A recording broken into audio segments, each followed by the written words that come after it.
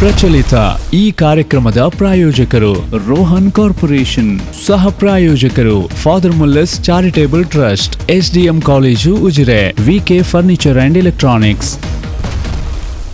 ನಮಸ್ಕಾರ, ವಿಶೇಷ ಕಾರ್ಯಕ್ರಮಕ್ಕೆ ಸ್ವಾಗತ. ನಾನು ತಾರನಾಥ್ ಅಗ್ಗಟ್ಟಿ ಕಾಪಿಕಾಡ್. ಎಸ್ ವೀಕ್ಷಕರೇ, ಈ ದಿವಸ ನಾವು ಭಾರಿ ಮುಖ್ಯ ಮತ್ತು ಗಮನಿಸಬೇಕಾದ ವಿಚಾರ ಏನಂತ ಹೇಳಿದ್ರೆ, ಬಹುತೇಕ ಮಾಧ್ಯಮಗಳು ಬ್ಲಾಕ್ ಮಾಡಿದ ಸುದ್ದಿ ಭಾರತದಲ್ಲಿ ಮತ್ತು ಕರ್ನಾಟಕದಲ್ಲಿ, ಕನ್ನಡದಲ್ಲಿ ಕೂಡ ಹೇಳದಿದ್ದಾರೆ.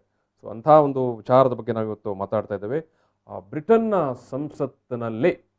ಸಂಸತ್ತಿನಲ್ಲಿ ಭಾರತದ ವಿಚಾರವಾಗಿ, ಅದರಲ್ಲಿ ಕೂಡ ಭಾರತದ ಮಾಧ್ಯಮ ಸ್ವಾತಂತ್ರ್ಯ ಅಥವಾ ಒಟ್ಟು ಭಾರತದಲ್ಲಿ ಏನು ಪ್ರಜಾಪ್ರಭುತ್ವ ಮೌಲ್ಯಗಳ ವಿಚಾರವಾಗಿ ತಾಸುಗಟ್ಟಲೆ ಚರ್ಚೆ, ಸಂವಾದ ನಡೆದಿದೆ ಬ್ರಿಟನ್ನ ಸಂಸತ್ತಿನಲ್ಲಿ.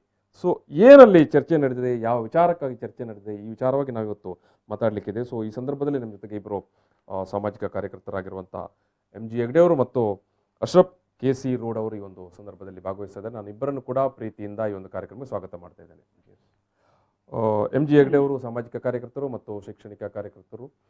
ಮಂಗಳೂರಿನಲ್ಲಿ ಮಿಫ್ಟ್ ಅನ್ನುವಂಥ ಫ್ಯಾಷನ್ ಡಿಸೈನಿಂಗ್ ಸಂಬಂಧಪಟ್ಟ ಕಾಲೇಜನ್ನು ಕಟ್ಟಿದವರು ಮತ್ತು ಕರ್ನಾಟಕದ ಮೊದಲ ಫ್ಯಾಷನ್ ಡಿಸೈನಿಂಗ್ ಕಾಲೇಜನ್ನು ಕಟ್ಟಿದವರು. ಜೊತೆಗೆ ಇವತ್ತಿಗೆ ಕೂಡ ಫ್ಯಾಷನ್ ಡಿಸೈನಿಂಗ್ಗೆ ಸಂಬಂಧಪಟ್ಟ ಹಾಗೆ, ಇಂಟೀರಿಯರ್ ಡಿಸೈನಿಂಗ್ಗೆ ಸಂಬಂಧಪಟ್ಟ ಹಾಗೆ ಬೇರೆ ಬೇರೆ ವಿಶ್ವವಿದ್ಯಾನಿಲಯಗಳು ಪಠ್ಯಕ್ರಮಗಳನ್ನು ಜಾರಿ ಮಾಡೋ ಸಂದರ್ಭದಲ್ಲಿ ಅಂಥ ಸಮಿತಿಯಲ್ಲಿ ಅವರು ಇದ್ದಾರೆ. ಇವಾಗ ಇತ್ತೀಚೆಗೆ ದಾವಣಗೆರೆ ಯೂನಿವರ್ಸಿಟಿಯಲ್ಲಿ ಕೂಡ ಅವರು ಪ್ಯಾನಲ್ ಮೆಂಬರ್ ಆಗಿದ್ದಾರೆ.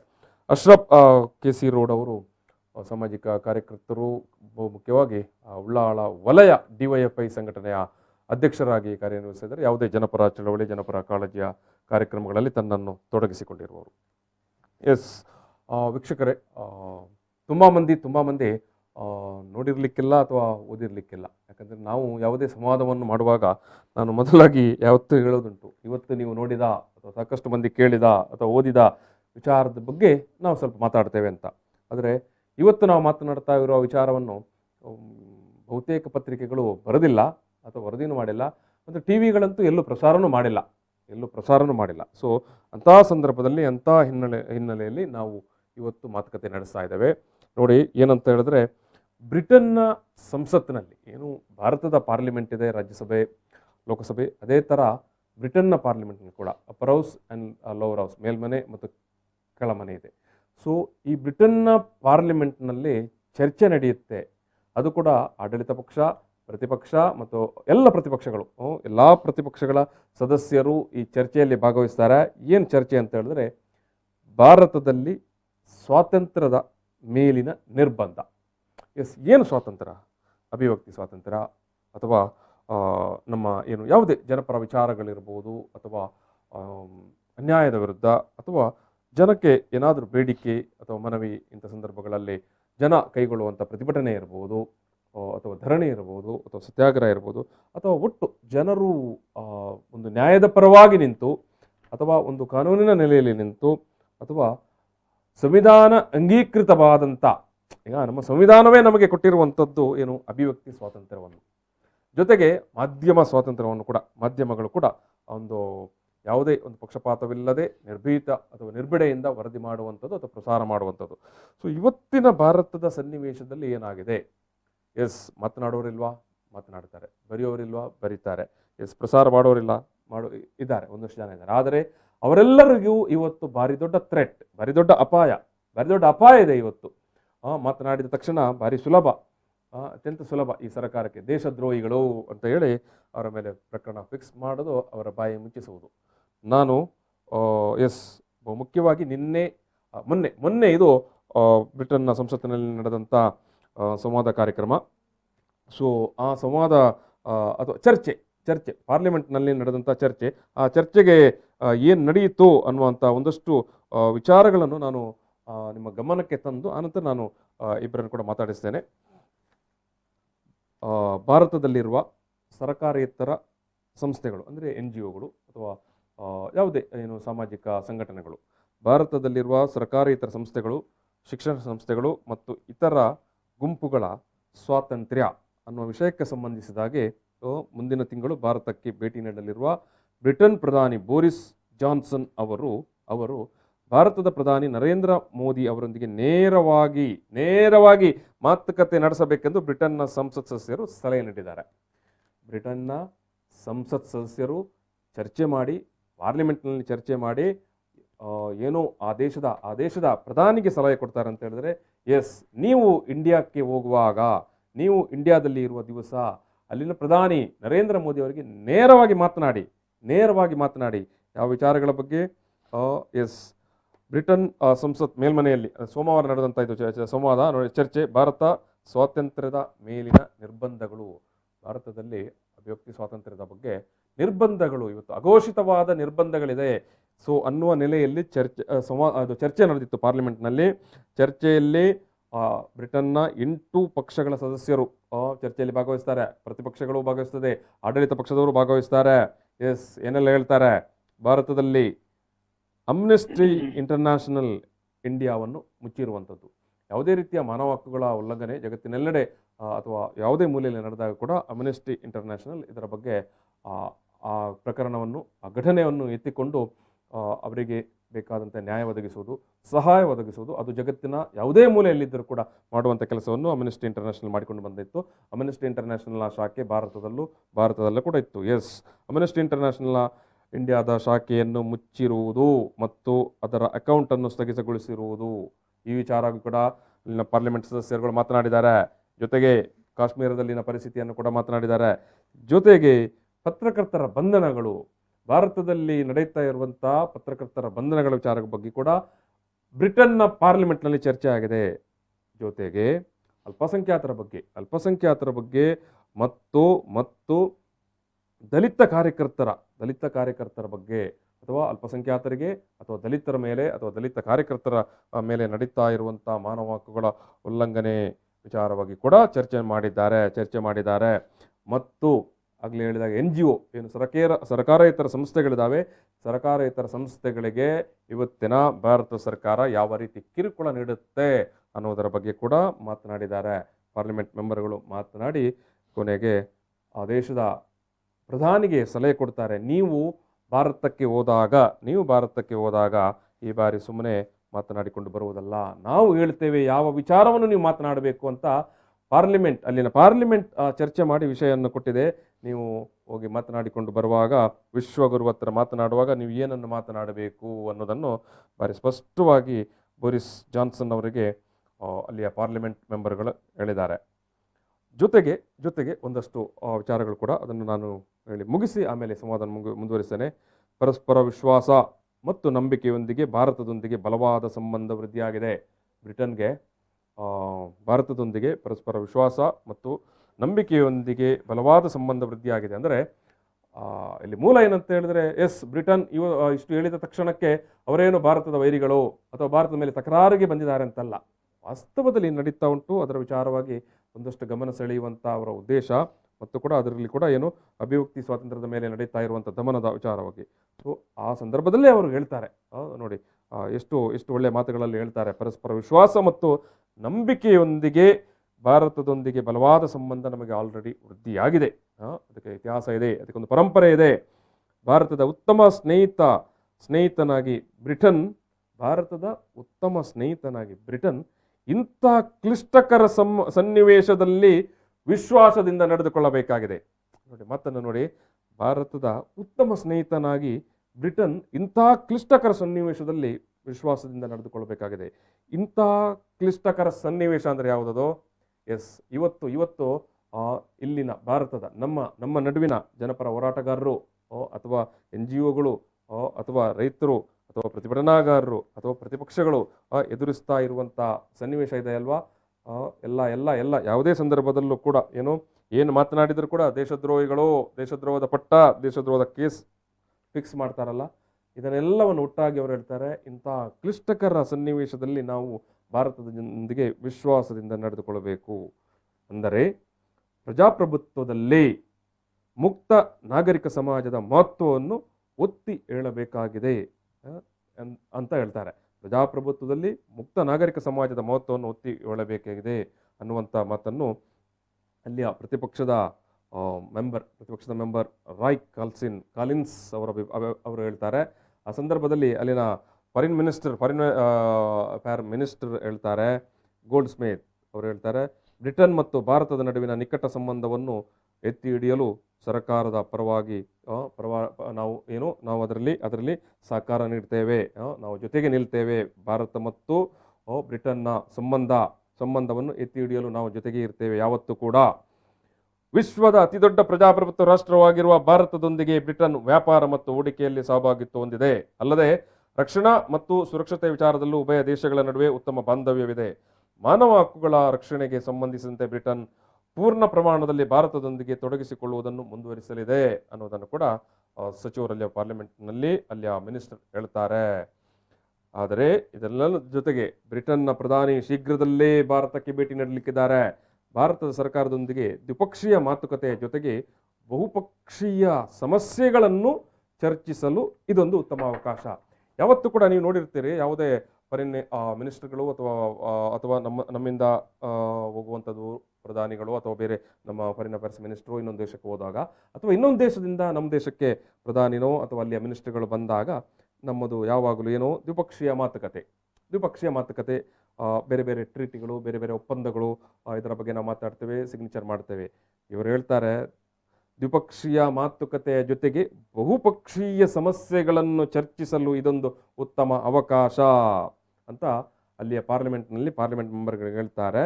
ಮತ್ತು ನಿರ್ದಿಷ್ಟ ಕಾಳಜಿಯ ಕುರಿತು ಪ್ರಧಾನಿ ಬೋರಿಸ್ ಜಾನ್ಸನ್ ಅವರು ಭಾರತದ ಪ್ರಧಾನಿ ಅವರೊಂದಿಗೆ ನೇರವಾಗಿ ಮಾತುಕತೆ ನಡೆಸಲಿದ್ದಾರೆ ಅಂತ ಹೇಳಿದ್ದಾರೆ.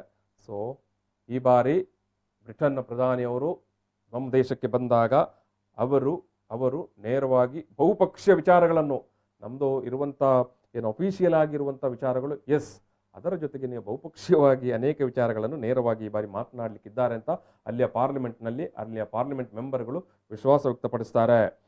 ನೂತನ ಕೃಷಿ ಕಾಯ್ದೆಯನ್ನು ವಿರೋಧಿಸಿ ಭಾರತದಲ್ಲಿ ನಡೆಯುತ್ತಿರುವ ರೈತರ ಪ್ರತಿಭಟನೆ ಕುರಿತು ಕೂಡ ಇದೇ ಏನು ಬ್ರಿಟನ್ನ ಪಾರ್ಲಿಮೆಂಟ್ನ, ನಾನು ಹೇಳಿದಾಗೆಲ್ಲ ಮೇಲ್ಮನೆ, ಹೌಸ್ ಆಫ್ ಕಾಮನ್ಸ್, ನಮ್ಮಲ್ಲಿ ರಾಜ್ಯಸಭೆ ಅಂತ ಹೇಳ್ತೇವೆ, ಹೌಸ್ ಆಫ್ ಕಾಮನ್ಸ್ ಕಳೆದ ವಾರ ಭಾರತದಲ್ಲಿ ನಡೆಯುತ್ತಿರುವ ರೈತರ ಪ್ರತಿಭಟನೆ ಬಗ್ಗೆ ಕೂಡ ಚರ್ಚೆ ನಡೆಸಿತ್ತು. ಇದು ಮೇಲ್ನೋಟಕ್ಕೆ ಅಥವಾ ಒಂದು ಮೇಲ್ನೋಟದಲ್ಲಿ ನಾನು ಸ್ಥೂಲವಾಗಿ ನೀಡಬೇಕಾದಂಥ ಮಾಹಿತಿ ಇದು. ಬ್ರಿಟನ್ನ ಪಾರ್ಲಿಮೆಂಟ್ನಲ್ಲಿ ನಡೆದಂಥ ಚರ್ಚೆಗಳಿದು. ಸೊ ಈಗ ಅದು ಆಡಳಿತ ಪಕ್ಷದವರು ಏನು ಹೇಳ್ತಾರೆ ಅನ್ನೋದು ಪ್ರಶ್ನೆ, ಅಥವಾ ಮೋದಿ ಸರ್ಕಾರದ ಪ್ರತಿನಿಧಿಗಳು ಏನು ಹೇಳ್ತಾರೆ ಅನ್ನೋದು ಪ್ರಶ್ನೆ. ಯಾಕಂತ ಹೇಳಿದ್ರೆ ಭಾರತಕ್ಕೆ ಸಂಬಂಧಪಟ್ಟ ಹಾಗೆ ಅನೇಕ ವಿಚಾರಗಳು ಬೇರೆ ದೇಶಗಳು ಅಥವಾ ಬೇರೆ ದೇಶದ ಸಾಮಾಜಿಕ ಕಾರ್ಯಕರ್ತರು ಮಾತನಾಡಿದಾಗೆಲ್ಲ ಎದ್ದು ಬಿದ್ದು ನಿಂತು ಟೀಕೆ ಮಾಡುವಂಥದ್ದು, ಅಪಹಾಸ್ಯ ಮಾಡುವಂಥದ್ದು, ನಮ್ಮ ವಿಷಯಗಳಲ್ಲಿ ಯಾಕೆ ಮೂಗು ತೂರಿಸುತ್ತಾರೆ ಅನ್ನುವಂಥದ್ದನ್ನೆಲ್ಲ ಪ್ರಶ್ನೆ ಮಾಡ್ತಾ ಇದ್ರು.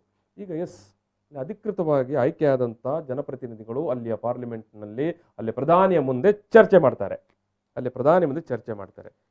ಈ ವಿಷಯದ ಬಗ್ಗೆ ಏನು ನಮ್ಮ ನಿಲುವು ಏನು, ಈ ವಿಷಯದ ಬಗ್ಗೆ ಭಾರತದ ಪ್ರತಿಕ್ರಿಯೆ ಏನು, ಈ ವಿಷಯದ ಬಗ್ಗೆ ನಮ್ಮ ನಡುವಿನ ಹೋರಾಟಗಾರರು ಏನು ಹೇಳ್ತಾರೆ, ಈ ವಿಷಯದ ಬಗ್ಗೆ ನಮ್ಮ ರೈತರು ಏನು ಹೇಳ್ತಾರೆ, ಈ ವಿಷಯದ ಬಗ್ಗೆ ನಮ್ಮ ಸಾಮಾಜಿಕ ಕಾರ್ಯಕರ್ತರು ಏನು ಹೇಳ್ತಾರೆ. ಬ್ರಿಟನ್ ಏನು ಅಪರಾಧ ಮಾಡಿತಾ, ಅಥವಾ ಬ್ರಿಟನ್ ನನ್ನು ಕೂಡ ನೀವು ದೇಶದ್ರೋಹದ ಪಟ್ಟಿಗೆ ಸೇರಿಸ್ತೀರಾ? MJ ಹೆಗಡೆ ಅವರೇ, ನೋಡಿ, ನಾನು ಸ್ವಲ್ಪ ಸುದೀರ್ಘವಾಗಿ ಮಾತನಾಡಿದೆ. ನಾನು ನೀವೊಂದು ಆರಂಭಿಸಿ, ಆಮೇಲೆ ಸಣ್ಣ ಬ್ರೇಕ್ ತಗೊಳ್ತೇನೆ. ಬ್ರೇಕ್ ನಂತರ ಸಂವಾದವನ್ನು ಮುಂದುವರಿಸ್ತೇನೆ. ಈ ಬ್ರಿಟಿಷ್ ಪಾರ್ಲಿಮೆಂಟಿನ ಒಳಗೆ ನಡೆದಂತ ಚರ್ಚೆ ಅಧಿಕೃತವಾಗಿ ದಾಖಲಾಗಿರುವಂತಹ ಒಂದು ಚರ್ಚೆ ಭಾರತದ ವಿಧಾನಸಭೆಗಳಲ್ಲಿ, ಯಾವುದೇ ರಾಜ್ಯದ ವಿಧಾನಸಭೆಗಳಲ್ಲಿ ನಡೆಯುವಂತ ಚರ್ಚೆ ಕೂಡ ಅಧಿಕೃತವಾಗಿ ದಾಖಲಾಗುವಂತದ್ದು. ಇದಕ್ಕೆ ರಾಜಕೀಯವಾಗಿ ಒಂದು ಭಾರತದ ಸರ್ಕಾರ ಅದನ್ನು ವಿರೋಧಿಸುವಂತದ್ದು ಅಗತ್ಯ, ಮತ್ತು ಒಂದು ದಾಖಲೆ ಮಾಡಬೇಕು ನಮ್ಮ ವಿರೋಧ ಉಂಟು ಅಂತ. ಇದು ಒಂದು ಭಾಗ. ಯಾಕೆ ಅಂತಂದ್ರೆ ವಿದೇಶಾಂಗ ನೀತಿ ವ್ಯವಹಾರ ಏನಿದೆ, ನಮ್ಮ ದೇಶದ ವಿಷಯದಲ್ಲಿ ನಿಮ್ಮ ಪಾರ್ಲಿಮೆಂಟಲ್ಲಿ ಚರ್ಚೆ ಮಾಡುವ ಅಗತ್ಯತೆ ಇಲ್ಲ ಹೇಳುವಂಥ ಒಂದು ಸಂದೇಶವನ್ನು ರಾಷ್ಟ್ರದ ಸಮಗ್ರತೆ ದೃಷ್ಟಿಯಿಂದ ಸಾರ್ವಭೌಮ ರಾಷ್ಟ್ರವಾಗಿ ನಮ್ಮದೇ ಸಂವಿಧಾನವನ್ನು ಒಪ್ಪಿಕೊಂಡಂಥ ಒಂದು ದೇಶವಾಗಿ ಆ ಒಂದು ಪ್ರತಿರೋಧವನ್ನು ದಾಖಲೆ ಮಾಡ್ತದೆ. ಅದು ಮಾಡಬೇಕು, ಇದು ರಾಜಕೀಯ.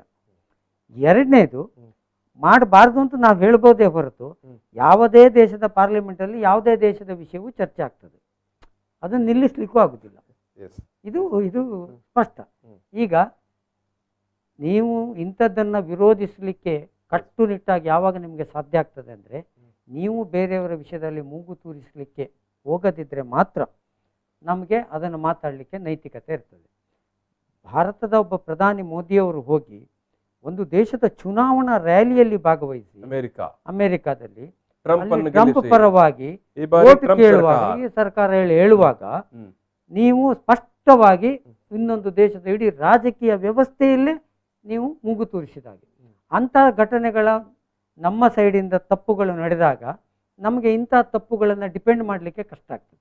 ಎಸ್ ಎಸ್ ಎಸ್ ನಾನು ಇದು ಅಶ್ರಫ್ ಅವರೇ ಏನು ಹೇಳ್ತೀರಿ? ಏನು ಸಂಸತ್ನಲ್ಲಿ ಬ್ರಿಟನ್ನಲ್ಲಿ ಚರ್ಚೆ ನಡೆದಿದೆ, ಇದೊಂದು ಲೆಕ್ಕದಲ್ಲಿ ನಾವೀಗೇನು ಯಾಕೆ ನಡೀತು ಅನ್ನೋದ್ರ ಬಗ್ಗೆ ಮಾತಾಡಬೇಕಾಗುತ್ತೆ. ಹೌದು, ನಡೀಲಿಕ್ಕೆ ಕಾರಣ ಏನು? ನಡೀಲಿಕ್ಕೆ ಏನು ಕಾರಣ? ಬೇವನ್ನ ಬಿತ್ತಿ ಮಾವಿನ ಹಣ್ಣನ್ನು ನಿರೀಕ್ಷಿಸಿದ ರೀತಿ ಆಯ್ತು. ನಮ್ಮ ಸರ್ಕಾರದ ವೈಫಲ್ಯಗಳು ಅಂತಾರಾಷ್ಟ್ರೀಯ ಮಟ್ಟದಲ್ಲಿ ಆ ಸರ್ಕಾರದ ವೈಫಲ್ಯವನ್ನ ಮಾಧ್ಯಮಗಳು ತೋರಿಸ್ತಾ ಇದೆ. ಇಲ್ಲಿನ ಮಾನವ ಹಕ್ಕುಗಳ ಉಲ್ಲಂಘನೆ ಯಾವ ರೀತಿ ನಡೀತಾ ಇದೆ ಇಲ್ಲಿ ಅನ್ನೋದನ್ನ ವಿಶ್ವವೇ ನೋಡ್ತಾ ಇದೆ. ಅಮ್ನೆಸ್ಟಿ ಇಂಟರ್ನ್ಯಾಷನಲ್ ಅಂತ ಸಂಸ್ಥೆಯ ಮೇಲೆ ಯಾವ ರೀತಿ ನಿರ್ಬಂಧನವನ್ನು ವಿಧಿಸಲಾಯಿತು, ಯಾವ ರೀತಿ ಅವರ ಬ್ಯಾಂಕ್ ಖಾತೆಯನ್ನು ಸ್ಥಗಿತಗೊಳಿಸಲಾಯಿತು ಅನ್ನೋದು ಜಾಗತಿಕವಾಗಿ ಎಲ್ಲ ರಾಷ್ಟ್ರಗಳಲ್ಲೂ ಶಾಖೆಗಳನ್ನು ಹೊಂದಿರುವಂಥ ಅಂತಾರಾಷ್ಟ್ರೀಯ ಸಂಸ್ಥೆ ಅಮ್ನೆಸ್ಟಿ ಇಂಟರ್ನ್ಯಾಷನಲ್ ಒತ್ತಿ ಹೇಳ್ತಾ ಇದೆ. ಈ ರೀತಿ ನೀವು ಒಂದು ವ್ಯವಸ್ಥೆಗಳನ್ನು ನೀವು ಒಂದು ಒಂದು ಉತ್ತಮ ವ್ಯವಸ್ಥೆಯನ್ನು ನೀವು ಹಾಳು ಮಾಡ್ತಾ ಬರ್ತಾ ಇದ್ದೀರಿ. ಇದ್ರ ಬಗ್ಗೆ ವಿದೇಶದ ರಾಷ್ಟ್ರಗಳಲ್ಲಿ ಧ್ವನಿ ಎತ್ತಲಿಕ್ಕೆ ಪ್ರಾರಂಭವಾಯಿತು. ಜೊತೆಗೆ ಇದನ್ನು ಖಂಡನೆ ಮಾಡಲಿಕ್ಕೆ ಇರುವಂತಹ ಒಂದು ನೈತಿಕತೆಯನ್ನು ನೀವು ಹಾಳು ಮಾಡಿದ್ರಿ. ಎಂ ಜಿ ಹೆಗ್ಡೆ ಅವರು ಹೇಳಿದಾಗೆ ನೀವು ಅಂತಾರಾಷ್ಟ್ರೀಯ ವಿಷಯಗಳಲ್ಲಿ ಮೂಗು ತೋರಿಸ್ಲಿಕ್ಕೆ ಹೊರಟ್ರಿ. ವಿಶ್ವಗುರುವಿನ ಪೋಸ್ಟ್ ಕೊಡ್ಲಿಕ್ಕೆ ಹೋಗಿ ಅಫ್ಘಾನಿಸ್ತಾನದ ವಿಷಯದಲ್ಲಿ ಈಗಾಗಲೇ 1-2 ತಿಂಗಳು ಮುಂಚೆ ಮಾತಾಡಿದ್ರಿ. ಅಲ್ಲಿನ ಪತ್ರಕರ್ತರ ಹತ್ಯೆಗಳ ಬಗ್ಗೆ ಮಾತಾಡಿದ್ರಿ. ಅಲ್ಲಿ ಟ್ರಂಪ್ ಸರ್ಕಾರದ ಪರವಾಗಿ ನೀವು ಮತ ಕೇಳಿದ್ರಿ. ಈ ರೀತಿ ನೀವೇ ಒಂದು ಇಲ್ಲಿನ ಏನು ಅಲಿಪ್ತ ನೀತಿಯ ಸಿದ್ಧಾಂತ ಇತ್ತು ಭಾರತದ್ದು, ಜವಾಹರ್ಲಾಲ್ ನೆಹರು ಏನು ವಿದೇಶಾಂಗ ನೀತಿಯ ಶಿಲ್ಪಿ ಅಂತ ಹೇಳ್ತಾರೆ ಅವ್ರನ್ನ, ಅವರು ಹುಟ್ಟುಹಾಕಿದಂಥ ಒಂದು ಅಲಿಪ್ತ ನೀತಿ ಒಂದು ಸಿದ್ಧಾಂತ ಏನಿತ್ತು ಅದಕ್ಕೆ ತಿಲಾಂಜಲಿಯನ್ನು ಇಟ್ಟಂಥವ್ರು ನೀವೇ. ಇವತ್ತೇನಾದ್ರೂ ಇದೊಂದು ನೀವು ಆಲೋಚನೆ ಮಾಡಿ, ಅದೇ ಪಾರ್ಲಿಮೆಂಟ್ ಬ್ರಿಟನ್ ಪಾರ್ಲಿಮೆಂಟು ಮೋದಿಯ ಆಳ್ವಿಕೆಯನ್ನ ಹೊಗಳಿದ್ರೆ ಇವತ್ತು ತುತ್ತೂರಿ ಮಾಧ್ಯಮಗಳು ಯಾವ ರೀತಿ ತುತ್ತೂರಿ ಉತ್ತಾ ಇದ್ವು, ಯಾವ ರೀತಿಯ ಸಂಭ್ರಮವನ್ನ ಪಡ್ತಾ ಇದ್ವು. ಇಲ್ಲದೆ ಇರೋ ಫೇಕ್ ಬೋರ್ಡ್ಗಳನ್ನ ಕೆನಡಾದಲ್ಲಿ ಹಾಕಿದ್ರು, ಅಲ್ಲಿ ಹಾಕಿದ್ರು ಅಂತ ಹೇಳ್ಬಿಟ್ಟು ಇವರು ಪ್ರಚಾರ ಮಾಡಿ ಇವರು ಲಾಭವನ್ನ ಪಡ್ಕೊಂಡಂತವ್ರು. ನಮಗೆ ಲಸಿಕೆ ಕೊಟ್ಟಿದ್ದಕ್ಕೆ ಬ್ರಿಟನ್ ರಾಣಿ ಎಲಿಜಬೆತ್ ಅವರು ನಮ್ಮನ್ನ ಹೊಗಳಿ ಫ್ಲೆಕ್ಸ್ ಹಾಕಿದ್ದಾರೆ ಅಂತ ಯಾವುದೋ ಹಳೆಯ ಫ್ಲೆಕ್ಸ್ ಅನ್ನ ಇವರು ITC ಪ್ರಚಾರ ಮಾಡಿ ಬಿಡ್ತಲ್ಲ, ಆಗ ಇವ್ರಿಗೆ ವಿರೋಧ ಆಗ್ಲಿಲ್ವಾ? ಅಂದ್ರೆ ಇಲ್ಲಿ ಏನಿಲ್ಲ, ಮೋದಿಯ ಆಡಳಿತವನ್ನ ಟೀಕಿಸಿ ಅಲ್ಲಿನ ಸಂಸತ್ನಲ್ಲಿ ಚರ್ಚೆ ಮಾಡಿದ್ದಕ್ಕೋಸ್ಕರ ಮಾತ್ರ ಇವರ ವಿರೋಧವೇ ಹೊರತು ಅಲ್ಲೇನಾದ್ರೂ ಹೋಗ್ಲಿ ಮೋದಿಯ ಪರವಾಗಿ ನಿರ್ಣಯವನ್ನ ಕೈಗೊಂಡಿದ್ರೆ ಅದು ದೇಶದ ಹೆಮ್ಮೆ ಅಂತ ಆಗ್ತಿತ್ತು. ಇವತ್ತು ಏನು ಬೋರಿಸ್ ಜಾನ್ಸನ್ ಇದ್ದಾರೆ ಪ್ರಧಾನಮಂತ್ರಿ, ಇವರು ಇನ್ನೊಂದು ಭಕ್ತರ ಇನ್ನೊಂದು ಐಕಾನ್ ಆಗಿ ಹೊರಹೊಮ್ತಾ ಇದ್ರು. ನಾವೊಂದು ಸಣ್ಣ ಬ್ರೇಕ್ ಕೊಡ್ತೇವೆ. ಬ್ರೇಕ್ ನಂತರ ಈ ಸಂವಾದವನ್ನು ಮತ್ತೆ ಮುಂದುವರಿಸ್ತೇವೆ. ಈಗ ಒಂದು ಸಣ್ಣ ಬ್ರೇಕ್. ಭಾರತದಲ್ಲಿ ಮಾಧ್ಯಮ ಸ್ವಾತಂತ್ರ್ಯಕ್ಕೆ ನಿರ್ಬಂಧ, ಬ್ರಿಟನ್ನ ಪಾರ್ಲಿಮೆಂಟ್ನಲ್ಲಿ ಚರ್ಚೆ. ಈ ವಿಚಾರವಾಗಿ ನಾವು ಮಾತಾಡ್ತಿದ್ವಿ. ಈ ಸಂದರ್ಭದಲ್ಲಿ ನಮ್ಮ ಜೊತೆಗೆ ಸಾಮಾಜಿಕ ಕಾರ್ಯಕರ್ತರು ಮತ್ತು ಶೈಕ್ಷಣಿಕ ಕಾರ್ಯಕರ್ತರು ಆಗಿರುವಂಥ ಎಂ ಜಿ ಹೆಗ್ಡೆ ಅವರು, ಜೊತೆಗೆ DYFI ಉಳ್ಳಾಲ ವಲಯ ಅಧ್ಯಕ್ಷರಾಗಿರುವಂಥ ಅಶ್ರಫ್ KC ರೋಡ್ ಅವರು ನಮ್ಮ ಜೊತೆಗಿದ್ದಾರೆ. ನಾನು ಈಗಾಗಲೇ ಈ ಒಂದು ಬ್ರೇಕ್ಗಿಂತ ಮೊದಲು ಮಾತನಾಡುವ ಸಂದರ್ಭದಲ್ಲಿ ಹೇಳಿದೆ, ಬ್ರಿಟನ್ನ ಪಾರ್ಲಿಮೆಂಟ್ನಲ್ಲಿ ಭಾರತದ ವಿಚಾರವಾಗಿ ಭಾರಿ ಗಂಭೀರವಾದ ಚರ್ಚೆಗಳು ನಡೆಯಿತು. ಅದು ಕೂಡ ಭಾರತದಲ್ಲಿ ಏನು ಪ್ರಜಾಪ್ರಭುತ್ವ ಅಥವಾ ಪ್ರಜಾಸತ್ತಾತ್ಮಕ ಮೌಲ್ಯಗಳ ಯಾವ ರೀತಿ ಪೆಟ್ಟು ಬೀಳ್ತಾ ಉಂಟು, ಜನಪರ ಧ್ವನಿಯನ್ನು ಯಾವ ರೀತಿ ಅಡಗಿಸಲಾಗತ್ತೆ, ಮಾಧ್ಯಮಗಳ ಸ್ವತಂತ್ರ ನಿರ್ವಹಣೆಯನ್ನು ಯಾವ ರೀತಿ ಅದುಮಲಾಗತ್ತೆ, ಅಥವಾ ಪತ್ರಕರ್ತರನ್ನು ಯಾವ ಕಾರಣಕ್ಕಾಗಿ ಬಂಧಿಸಲಾಗತ್ತೆ, ಅಥವಾ ಯಾವುದೇ ಜನಪರ ವಿಚಾರಗಳ ಬಗ್ಗೆ ಧ್ವನಿ ಎತ್ತಿದವರನ್ನು ಯಾವ ರೀತಿ ಕೇಸ್ ಅಥವಾ ದೇಶದ್ರೋಹದ ಕೇಸುಗಳನ್ನು ಫಿಕ್ಸ್ ಮಾಡಿ ಅರೆಸ್ಟ್ ಮಾಡಲಾಗತ್ತೆ, ಅಥವಾ ರೈತರ ಚಳವಳಿಯನ್ನು ಭಾಗವಹಿಸಿದವರ ಮೇಲೆ ಆರೋಪಗಳನ್ನು ಮಾಡಲಾಗತ್ತೆ, ಅಥವಾ ಯಾವುದೇ NGO ಸರ್ಕಾರೇತರ ಸಂಘ ಸಂಸ್ಥೆಗಳನ್ನು ನಡೆಸ್ತಾ ಇರುವವರ ಮೇಲೆ ಯಾವ ರೀತಿಯ ದಮನಗಳನ್ನು ಮಾಡಲಾಗತ್ತೆ. ಜಗತ್ತಿನ ಅತಿ ದೊಡ್ಡ ಪ್ರಜಾಪ್ರಭುತ್ವ ರಾಷ್ಟ್ರದಲ್ಲಿ ಇವತ್ತು ಅತ್ಯಂತ ಮೂಲ ಆಶಯವಾಗಿರುವ ಪ್ರಜಾಪ್ರಭುತ್ವದ ಮೂಲ ಆಶಯವೇ ಅಭಿವ್ಯಕ್ತಿ. ಅಂಥ ಅಭಿವ್ಯಕ್ತಿಯನ್ನೇ ದಮನ ಮಾಡುವಂಥ ಕೆಲಸಗಳು ಇವತ್ತು ಭಾರತದಲ್ಲಿ ನಡೀತಾ ಇದೆ ಅಂತ ಬ್ರಿಟನ್ನ ಪಾರ್ಲಿಮೆಂಟ್ನಲ್ಲಿ ತಾಸುಗಟ್ಟಲೆ ಚರ್ಚೆ ಆಗುತ್ತೆ. ಮೊನ್ನೆ ದಿವಸ ಚರ್ಚೆ ಆಗಿದೆ. ಚರ್ಚೆ ಆಗಿ ಅಲ್ಲಿನ ಪಾರ್ಲಿಮೆಂಟ್ ಸದಸ್ಯರು, ಆಡಳಿತ ಪಕ್ಷ, ಪ್ರತಿಪಕ್ಷ ಮತ್ತು ಇತರ ಎಲ್ಲ ಪಕ್ಷದ ಸದಸ್ಯರು ಆ ಚರ್ಚೆಯಲ್ಲಿ ಭಾಗವಹಿಸಿ ಆ ದೇಶದ ಪ್ರಧಾನಿ ಬೋರಿಸ್ ಜಾನ್ಸನ್ ಅವರಿಗೆ ಸಲಹೆ ಕೊಟ್ಟಿದ್ದಾರೆ. ನೀವು ಮುಂದಿನ ತಿಂಗಳು ಭಾರತಕ್ಕೆ ಭೇಟಿ ನೀಡಿದ ಸಂದರ್ಭದಲ್ಲಿ ಭಾರತದ ಪ್ರಧಾನಿ ನರೇಂದ್ರ ಮೋದಿ ಅವರ ಜೊತೆಗೆ ದ್ವಿಪಕ್ಷೀಯ ಸಂಬಂಧಗಳ ಜೊತೆಗೆ ಚರ್ಚೆ ಮಾಡುವ ಸಂದರ್ಭದಲ್ಲೇ ಬಹುಪಕ್ಷೀಯ ನೆಲೆಯಲ್ಲಿ ಇಂಥ ವಿಚಾರಗಳ ಬಗ್ಗೆ ನೀವು ಮಾತನಾಡಬೇಕು ಅಂತ ಅಲ್ಲಿನ ಪಾರ್ಲಿಮೆಂಟ್ನಲ್ಲಿ ಆ ಪಾರ್ಲಿಮೆಂಟ್ ಸದಸ್ಯರುಗಳು ಸಲಹೆಯನ್ನು ಕೊಟ್ಟಿದ್ದಾರೆ. ಸೊ ಇದು ಇಂಥ ಸನ್ನಿವೇಶದಲ್ಲಿ ನಮ್ಮ ದೇಶದಲ್ಲಿ ನಡೀತಾ ಇರುವಂಥ ಪರಿಸ್ಥಿತಿ ಏನು, ನಮ್ಮ ದೇಶದ ಮಾಧ್ಯಮದ ಪರಿಸ್ಥಿತಿ ಏನು, ನಮ್ಮ ದೇಶದ ಜನಪರ ಚಳವಳಿಯ ಪರಿಸ್ಥಿತಿ ಏನು, ನಮ್ಮ ದೇಶದ ಜನಪರ ಚಳವಳಿಗಾರರು ಹೋರಾಟ ನಡೆಸ್ತಾ ಇರುವವರ ಪರಿಸ್ಥಿತಿ ಏನು ಅನ್ನುವುದು ಇವತ್ತು ಜಗತ್ತಿಗೆ ಗೊತ್ತಾಗ್ತಾ ಉಂಟು. ಅಂದರೆ ಅವರೆಲ್ಲರ ಧ್ವನಿಯನ್ನು ಯಾವ ರೀತಿ ದಮನ ಮಾಡಲಾಗುತ್ತೆ ಅನ್ನೋದನ್ನು. ಯಾಕಂತ ಹೇಳಿದ್ರೆ ಈ ವಿಚಾರವಾಗಿ ಯಾರೋ ಒಬ್ಬರು ಸ್ಟಾರ್ ಸೆಲೆಬ್ರಿಟಿ ಮಾತನಾಡಿದಾಗ ನೀವೆಲ್ಲ ಮೈ ಮೇಲೆ ಬೀಳ್ತೀರಿ, ನಮ್ಮ ದೇಶದ ಆಂತರಿಕ ವಿಚಾರ ನೀವ್ಯಾರು ಮಾತನಾಡಲಿಕ್ಕೆ ಅಂತ. ರೆಹನ್ನಾ ಅನ್ನುವಂಥ ಪಾಪ್ ಗಾಯಕಿ 1.5 ತಿಂಗಳ ಮೊದಲು ಭಾರತದ ರೈತರ ಹೋರಾಟದ ಬಗ್ಗೆ, ರೈತರ ಚಳವಳಿ ಬಗ್ಗೆ ಮಾತಾಡಿದ್ಲು. ಯಾಕೆ ಈ ಚಳವಳಿಯ ಬಗ್ಗೆ ನಾವು ಸುಮ್ಮನಿದ್ದೇವೆ ಅಂತ ಅಷ್ಟೇ ಒಂದೇ ಸಾಲು. ಇವೆಲ್ಲ ಅವಳ ಮೇಲೆ ಮುಗಿಬಿದ್ಲು. ಅವಳು ಯಾರು, ಅವಳ ಚರಿತ್ರೆ ಏನು, ಅವಳ ಹಿನ್ನೆಲೆ ಏನು, ಅವಳ ಧರ್ಮ ಯಾವುದು ಅಂತ. ಕೊನೆಗೆ ಅವಳು ಯಾರು ಮಾತನಾಡಲಿಕ್ಕೆ ಅಂತ. ಅವಳು ಮಾತನಾಡಿದ ನಂತರ ಇಡೀ ಜಗತ್ತು ಮಾತಾಡಿತ್ತು, ಎಲ್ಲ ಮಾಧ್ಯಮಗಳು, ಜಗತ್ತಿನ ಎಲ್ಲ ಮಾಧ್ಯಮಗಳು ಮಾತಾಡಿತ್ತು. ಇವಾಗ ಒಂದು ದೇಶದ ಆಯ್ಕೆ ಆಗಿರುವಂಥ ಒಂದು ಪ್ರಜಾಪ್ರಭುತ್ವದ ನೆಲೆಯಲ್ಲಿ ಆಯ್ಕೆ ಆಗಿರುವಂಥ ದೇಶದ ಪಾರ್ಲಿಮೆಂಟೇ ಮಾತಾಡುತ್ತೆ. ಪಾರ್ಲಿಮೆಂಟ್ ಸದಸ್ಯರು ಮಾತಾಡ್ತಾರೆ, ಆಡಳಿತ ಪಕ್ಷದವರು ಮಾತಾಡ್ತಾರೆ, ಪ್ರತಿಪಕ್ಷದವರು ಮಾತಾಡ್ತಾರೆ. ನಾವು ವಿಮರ್ಶೆ ಮಾಡಬೇಕಾ ಬೇಡವಾ? ಅಂದರೆ ಇಟ್ ಮೀನ್ಸ್ ನಮ್ಮ ದೇಶದ ಸ್ಥಿತಿಗತಿ ಏನಾಗಿದೆ, ನಮ್ಮ ದೇಶದ ಬಗ್ಗೆ ವಿದೇಶಿಯರಿಗೆ ಯಾವ ಕಲ್ಪನೆ ಇದೆ, ವಿಶ್ವಗುರುವಿನ ಬಗ್ಗೆ ಏನು ಕಲ್ಪನೆ ಇದೆ ಅನ್ನೋದನ್ನು ನಾವು ಆಲೋಚನೆ ಮಾಡಬೇಡವಾ? ಅಥವಾ ನಮ್ಮ ದೇಶದಲ್ಲಿ ನಡೀತಾ ಇರುವಂಥ ಸನ್ನಿವೇಶ ಸ್ಥಿತಿಗತಿಗಳ ಬಗ್ಗೆ ವಿದೇಶಿಯರು ಏನು ತಿಳ್ಕೊಂಡಿದ್ದಾರೆ, ಅವ್ರಿಗೆ ಏನು ಅರ್ಥವಾಗಿದೆ, ಏನು ಅವರಲ್ಲಿ ನಮ್ಮ ಬಗ್ಗೆ ಕಲ್ಪನೆ ಇದೆ ಅನ್ನೋ ಬಗ್ಗೆ ನಾವು ಆತ್ಮವಿಮರ್ಶೆ ಮಾಡಬೇಡವಾ? ಇದು MG ಹೆಗಡೆ ಅವರೇ, ನೀವು ಆಗಲೇ ಹೇಳಿದರೆ ಒಂದು ನೆಲೆಯಲ್ಲಿ ಈ ಚರ್ಚೆಯ ಬಗ್ಗೆ, ಪಾರ್ಲಿಮೆಂಟ್ನಲ್ಲಿ ನಡೆದ ಚರ್ಚೆಯ ಬಗ್ಗೆ ಭಾರತ ಒಂದು ಪ್ರತಿರೋಧವನ್ನು ಕೊಡಬಹುದು ಅಂತ ಕೊಡಬೇಕು. ಮುಂದುವರಿಸಿ. ಒಂದು ದೇಶವಾಗಿ ಕೊಡಬೇಕು. ಹಾಗಂತೇಳಿ ಎಲ್ಲಾ ದೇಶದಲ್ಲೂ ಈ ರೀತಿಯ ಚರ್ಚೆಗಳು ಆಗ್ತದೆ, ಅದನ್ನು ನಿಲ್ಲಿಸ್ಲಿಕ್ಕೂ ಆಗುದಿಲ್ಲ. ಆದ್ರೆ ಈಗ ಇವ್ರು ಹೇಳಿದಾಗೆ, ಇವ್ರು ಕೇಳಿದ ಪ್ರಶ್ನೆ ಯಾಕೆ ಆಗ್ತಾ ಉಂಟು ಹೇಳುವ ವಿಮರ್ಶೆಯನ್ನು ನಾವು ಆತ್ಮಾವಲೋಕನ ಮಾಡಿ ಒಂದು ಯಾವುದೋ ಒಂದು ದೇಶ ವಿದೇಶ ನಮ್ಮ ದೇಶದ ಆಂತರಿಕ ವಿಚಾರಗಳು ಮಾಡ್ತದೆ, ಯಾಕೆ ಚರ್ಚೆ ಮಾಡುತ್ತೆ, ಅದು ಮುಖ್ಯ. ಈಗ ಅದರ ಹಿನ್ನೆಲೆಯನ್ನು ನಾವು ಚರ್ಚೆ ಮಾಡೋದಾದ್ರೆ, ಒಂದು ನೋಡಿ, ಒಂದು ನಮ್ಮ ಒಳಗಿನ ದೌರ್ಬಲ್ಯಗಳು ಜಾಸ್ತಿ ಆಗ್ತಾ ಹೋದ್ರೆ, ಆಡಳಿತ ದೌರ್ಬಲ್ಯ ಇರ್ಬೋದು, ಸಾಮರಸ್ಯದ ಜೀವನ ಇರ್ಬೋದು, ಅಥವಾ ವಾಣಿಜ್ಯ ಆರ್ಥಿಕ ವ್ಯವಸ್ಥೆ ಎಲ್ಲವೂ ಕಚಪಚ ಆಗಲಿಕ್ಕೆ ಸ್ಟಾರ್ಟ್ ಆದರೆ ಹೊರಗಿನವರು ಮಾತಾಡ್ತಾರೆ.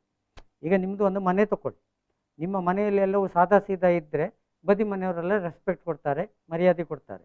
ನಿಮ್ಮ ಮನೆ ಒಳಗೆ ಇಡೀ ದಿನ ಗಲಾಟೆ ಪೆಟ್ಟು ಸ್ಟಾರ್ಟ್ ಆದರೆ ಸ್ವಾಭಾವಿಕವಾಗಿ ಆ ಮನೆಯಲ್ಲಿ ಕೂತ್ಕೊಂಡು ಚರ್ಚೆ ಸ್ಟಾರ್ಟ್ ಆಗ್ತದೆ, ಅಕ್ಕಲ ಇಲ್ಲ ಇಂಚ ಒಂದುಂಟಿಗೆ ಅಂತ. ಹಾಗಾಗಿ ಇವತ್ತು ಆ ಪರಿಸ್ಥಿತಿ ಯಾಕೆ? ಈಗ ಸುಮಾರು ಕಳೆದ 6 ವರ್ಷದಲ್ಲಿ, if I am not wrong, 700 ಜನರಿಗಿಂತ ಹೆಚ್ಚು ದೇಶದ್ರೋಹದ ಪ್ರಕರಣ. ನಾನೀಗ ಕೇಳುದು, ದೇಶದ್ರೋಹ ಅಂದ್ರೆ ಏನು ಹೇಳುವಂತ ಡೆಫಿನೇಷನ್ ಅನ್ನ ರೀಡಿಫೈನ್ ಮಾಡ್ಬೇಕು. ಯಾಕೆಂದ್ರೆ ಪಕ್ಷವನ್ನು ವಿರೋಧಿಸುವುದೆಲ್ಲವೂ ದೇಶದ್ರೋಹ. ಮೊನ್ನೆ ನಿಮ್ಗೆ ಇವಳ ಕೇಸಲ್ಲಿ ಯಾರು, ದಿಶಾರವಿ ಬೆಂಗಳೂರಿನ ಪರಿಸರ ಕಾರ್ಯಕರ್ತೆ, ಅವ್ರು ಹೇಳಿದ್ರು ಜಡ್ಜ್ ಏನು ಇದು ಅತಿರೇಕದ ವರ್ತನೆ. ದಿಶಾರವಿ ಅನ್ನುವ ಹೆಣ್ಮಗಳನ್ನು ಬೆಂಗಳೂರಿನಿಂದ ಅರೆಸ್ಟ್ ಮಾಡಿಕೊಂಡು ಹೋಗ್ತಾರೆ. ಆಕೆಯನ್ನು ಬೆಂಗಳೂರಿನಲ್ಲಿ ನ್ಯಾಯಾಧೀಶರ ಮುಂದೆ ಹಾಜರುಪಡಿಸುವುದಿಲ್ಲ, ನೇರವಾಗಿ ಎತ್ತಿಕೊಂಡು ಡೆಲ್ಲಿಗೆ ತನಕ ಹೋಗಿ ಶನಿವಾರ ದಿವಸ ಕಾದು, ಸೋಮವಾರ ದಿವಸ ಭಾನುವಾರ ಏನು ನ್ಯಾಯಾಧೀಶರ ಮನೆಯಲ್ಲಿ ಹಾಜರುಪಡಿಸ್ತಾರೆ. ಒಂದು 10 ದಿವಸ ಅವಳು ಜೈಲಲ್ಲಿ ಇರಬೇಕಾಯ್ತು. ಆನಂತರ ನೀವು ಹೆಗಡೆ ಅವರು ಹೇಳಿದ ಹಾಗೆ ಆಕೆಗೆ ಡೆಲ್ಲಿ ಕೋರ್ಟ್, ಸೆಷನ್ಸ್ ಕೋರ್ಟ್ ಜಾಮೀನು ಕೊಡುತ್ತೆ. ಜಾಮೀನು ಕೊಡುವಾಗ ಕೇಳುವಂತ ಪ್ರಶ್ನೆ ಇದೆ ಅಲ್ವಾ, ನೀವು ಅಷ್ಟು ದಿವಸ 10 ದಿವಸ ಎಲ್ಲ ತಮಾಷೆ ಮಾಡಿದ್ರಿ. ದಿಶಾರವಿ 21, ದಿಶಾರವಿ 22 ಅಂತ ಅವಳ ವಯಸ್ಸನ್ನು ಇಟ್ಕೊಂಡು ತಮಾಷೆ ಮಾಡಿದ್ರಿ. ಅದಲ್ಲ, ಅದು ಈಗ ಒಂದು ಇಶ್ಯೂ ಅಲ್ಲ, ಅದು ಒಂದು ಇಶ್ಯೂ ಮಾತ್ರ ಅಂತ, ಅದು ತುಂಬಾ ಆಗಿದೆ. ಬಟ್ ಅಲ್ಲಿ ಆಕೆಗೆ ಜಾಮೀನು ಕೊಡುವಾಗ ಕೋರ್ಟ್ ಕೇಳಿದೇನು? ಆಕೆ ಪರಿಸರದ ಬಗ್ಗೆ ಮಾತಾಡುವ, ಆಕೆ ರೈತರ ಪರವಾಗಿ ಮಾತಾಡಿದವಳು, ಅವಳ ಏನು ನೀವು ಟೂಲ್ ಕಿಟ್ ಅಂತೆಲ್ಲ ಹೇಳಿಕೊಂಡು ಆಕೆಯನ್ನು ನೀವು ಏನೇನೋ ಚಿತ್ರಿಸಿದಿರಿ. ಮಾಧ್ಯಮಗಳು ಕೂಡ ಅತಿರೇಕವಾಗಿ ಮಾತಾಡಿದವು, ಅತಿರೇಕವಾಗಿ ವರದಿಗಳನ್ನು ಪ್ರಸಾರ ಮಾಡಿದವು. ನೀವು ಆಕೆಯನ್ನು ಅರೆಸ್ಟ್ ಮಾಡಿರುವುದಕ್ಕೆ ಕಾರಣಗಳೇ ಇಲ್ಲ ಅನ್ನೋದನ್ನು ಹೈಕೋರ್ಟ್ ಹಾಗೆ ಹೇಳಿತು. ಸೊ ಅಂಥದ್ದು ಇಂತಹ ಪ್ರಕರಣಗಳು ತುಂಬಾ ನಡೆದಿದೆ. ಎಸ್, ಈಗ ನಾನು ಕೇಳ್ತಾ ಇರೋದು, ದೇಶದ್ರೋಹದ ಇತ್ತೀಚೆಗೆ 6 ವರ್ಷದಲ್ಲಿಯೇ ಇಷ್ಟೆಲ್ಲ ಕೇಸ್ ಬರ್ತಾ ಇದೆ ಅಂದರೆ ದೇಶದ್ರೋಹದ ಬಗ್ಗೆ ಡೆಫಿನೇಷನ್ ಸ್ಪಷ್ಟ ಆಗಬೇಕು ಒಂದು. ಎರಡನೇದು, ಈ ರೀತಿ ನೀವು ಪ್ರತಿಯೊಂದಕ್ಕೂ ದೇಶದ್ರೋಹದ ಕೇಸ್ಗಳನ್ನು ಮಾಡ್ತಾ ಹೋದರೆ ಖಂಡಿತವಾಗಿಯೂ ಅದು ಅಭಿವ್ಯಕ್ತಿ ಸ್ವಾತಂತ್ರ್ಯದ ಧಕ್ಕೆ ಮಾತ್ರ ಅಲ್ಲ, ಪ್ರಜಾಪ್ರಭುತ್ವದ ಮೂಲ ಆಶಯಕ್ಕೆ ಹೊಡ್ತದೆ. ಅದು ಜಾಸ್ತಿ ಆಗ್ತಾ ಹೋದಾಗ ಏನಾಗ್ತದೆ ಅಂದರೆ ಇಂಟರ್ನ್ಯಾಷನಲ್ ಲೆವೆಲಲ್ಲಿ ಹೇಗೆ ಚರ್ಚೆಗಳು ಹುಟ್ಟಿಕೊಳ್ತೇವೆ ಅಂತ ನಾನು ಹೇಳಿಬಿಡ್ತೇನೆ. ಎಸ್, ಇವತ್ತು ಜಗತ್ತು ಚಿಕ್ಕದಾಗಿದೆ. ಎಸ್, ಒಂದು ದೇಶಕ್ಕೆಲ್ಲ ಸಂಬಂಧಗಳು ಗ್ಲೋಬಲ್ ವಿಲೇಜ್ ಆಗಿದೆ. ಸೊ ಇಲ್ಲಿ ಏನಾಗ್ತದೆ, ಈಗ ನೀವು ಹೇಳಿದ್ರಲ್ಲ ಯಾವುದು ಅಮ್ನೆಸ್ಟಿ, ಅಮ್ನೆಸ್ಟಿ ಇಂಟರ್ನ್ಯಾಷನಲ್, ಅವರು ಎಲ್ಲ ಇಡೀ ಜಗತ್ತಿನ ಎಲ್ಲ ದೇಶಗಳಲ್ಲಿದ್ದಾರೆ. ಸೊ ಅವರಲ್ಲಿ ವೇದಿಕೆಯಲ್ಲಿ ಅದರ ಪ್ರಸ್ತಾವನೆಯನ್ನ ಮಾಡ್ತಾರೆ. ಪರಿಸರವಾದ ಇರ್ಬೋದು, ಮಾನವ ಹಕ್ಕುಗಳ ಉಲ್ಲಂಘನೆ ಇರ್ಬೋದು. ಹಾಗಿದ ಮೇಲೆ ಒಂದು ದೇಶದ ಇನ್ನೊಂದು ದೇಶಕ್ಕೆ ಮಾತನಾಡುವ ರೈಟ್ಸ್ ಇದೆಯಾ ಇಲ್ವೋ? ಕೆಲವು ರೈಟ್ಸ್ ಇದೆ. ಯಾಕೆ ಇದೆ ಅಂತಂದ್ರೆ ಇವರು ಒಪ್ಪಂದ ಅಂತದನ್ನೆಲ್ಲ ಅದಕ್ಕೆಲ್ಲ ಸಮಗ್ರವಾಗಿ ಚರ್ಚೆ ಮಾಡಿ ಸಹಿ ಹಾಕಿರ್ತಾರೆ. ಉದಾಹರಣೆಗೆ ನೀವು ಮಾನವ ಹಕ್ಕುಗಳ ಉಲ್ಲಂಘನೆಯ ಬಗ್ಗೆ ಅನೇಕ ದೇಶಗಳು ಕೆಲವು ಸಾಂಘಿಕವಾದಂತಹ ನಿರ್ಣಯಗಳನ್ನು ತಗೊಂಡಿದೆ, ವಿಶ್ವಸಂಸ್ಥೆ ತಗೊಂಡಿದೆ. ಸೊ ಈ ಸಾಂಘಿಕ ನಿರ್ಣಯಗಳು ಏನಿರ್ತದೆ ಅದು ಪಾಲನೆ ಆಗ್ಬೇಕಲ್ಲ. ಈಗ ನಾವು 3 ಜನ 3 ದೇಶದವರು ಕೂತು ನೋಡಿಯಪ್ಪ, ಮಾನವ ಹಕ್ಕುಗಳ ಉಲ್ಲಂಘನೆ ವಿಷಯದಲ್ಲಿ ನಮ್ಮ 3 ದೇಶದ್ದು ಇದು ನಿರ್ಣಯ, ಅದನ್ನು ಒಂದು ಉಲ್ಲಂಘನೆ ಮಾಡಿದ್ರೆ ನೀವು ಕೇಳುವ ರೈಟ್ಸ್ ಉಂಟಾ ಇಲ್ಲ ನಿಮಗೆ? ಯಾಕಂದ್ರೆ ನಾವು 3 ಜನ ಸೇರಿ ಟೇಬಲ್ ಮೇಲೆ ಕೂತು ನಿರ್ಧಾರ ಮಾಡಿದ್ದಲ್ಲ, ಸಹಿ ಹಾಕಿದ್ದೇವಲ್ಲ. ಸೊ ಇದು ಉಲ್ಲಂಘನೆ ಜಾಸ್ತಿ ಆಗಿದೆ.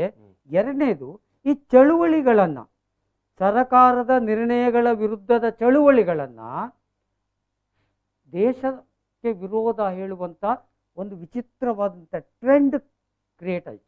ಇದು ಇದು ಇದು ನೀವು ಹೇಳಿದ ಮಾತನ್ನೆಲ್ಲ ಕೂಡ ಬಾರಿ ಸ್ಪಷ್ಟತೆ ಇತ್ತು. ಸರ್ಕಾರದ ವಿರೋಧ, ಸರ್ಕಾರದ ನೀತಿ ನಿರೂಪಣೆ ನಿಯಮಗಳ ವಿರೋಧ ಚಳವಳಿ. ಉದಾಹರಣೆಗೆ ನಿಮ್ಗೆ ಹೇಳ್ತೇನೆ, ಈಗ ಮೋದಿಯ ನಿರ್ಣಯಗಳನ್ನ ವಿರೋಧಿಸಿದ್ರೆ ದೇಶದ್ರೋಹ ಆಗ್ತದೆ ಅಂತ ಆದ್ರೆ, ಕಾಂಗ್ರೆಸ್ ನಾಯಕರ ವಿರುದ್ಧ ನಾನು ಮಾತನಾಡಿದ ಭಾಷಣಗಳನ್ನೆಲ್ಲವನ್ನೂ ತಕೊಂಡು ಈ ಕಮ್ಯುನಿಸ್ಟ್ ಲೀಡರ್ಸ್ಗಳ ವಿರುದ್ಧ ನಾನು ಮಾಡಿದ ಭಾಷಣಗಳನ್ನು ತಕೊಂಡ್ರೆ ನಾನು ಲೈಫ್ ಲಾಂಗ್ ಜೈಲಲ್ಲಿ ಇರ್ಬೇಕು. ಪ್ರತಿದಿನ ನಿಮ್ಗೆ ದೇಶದ್ರೋಹದ ಕೇಸ್ ಪ್ರತಿದಿನ ಇತ್ತು. ಅಷ್ಟು ನಾವು ಭಾಷಣ ಮಾಡಿದ್ದೇವೆ, ಹೌದಾ, ಒಂದು ಕಾಲದಲ್ಲಿ.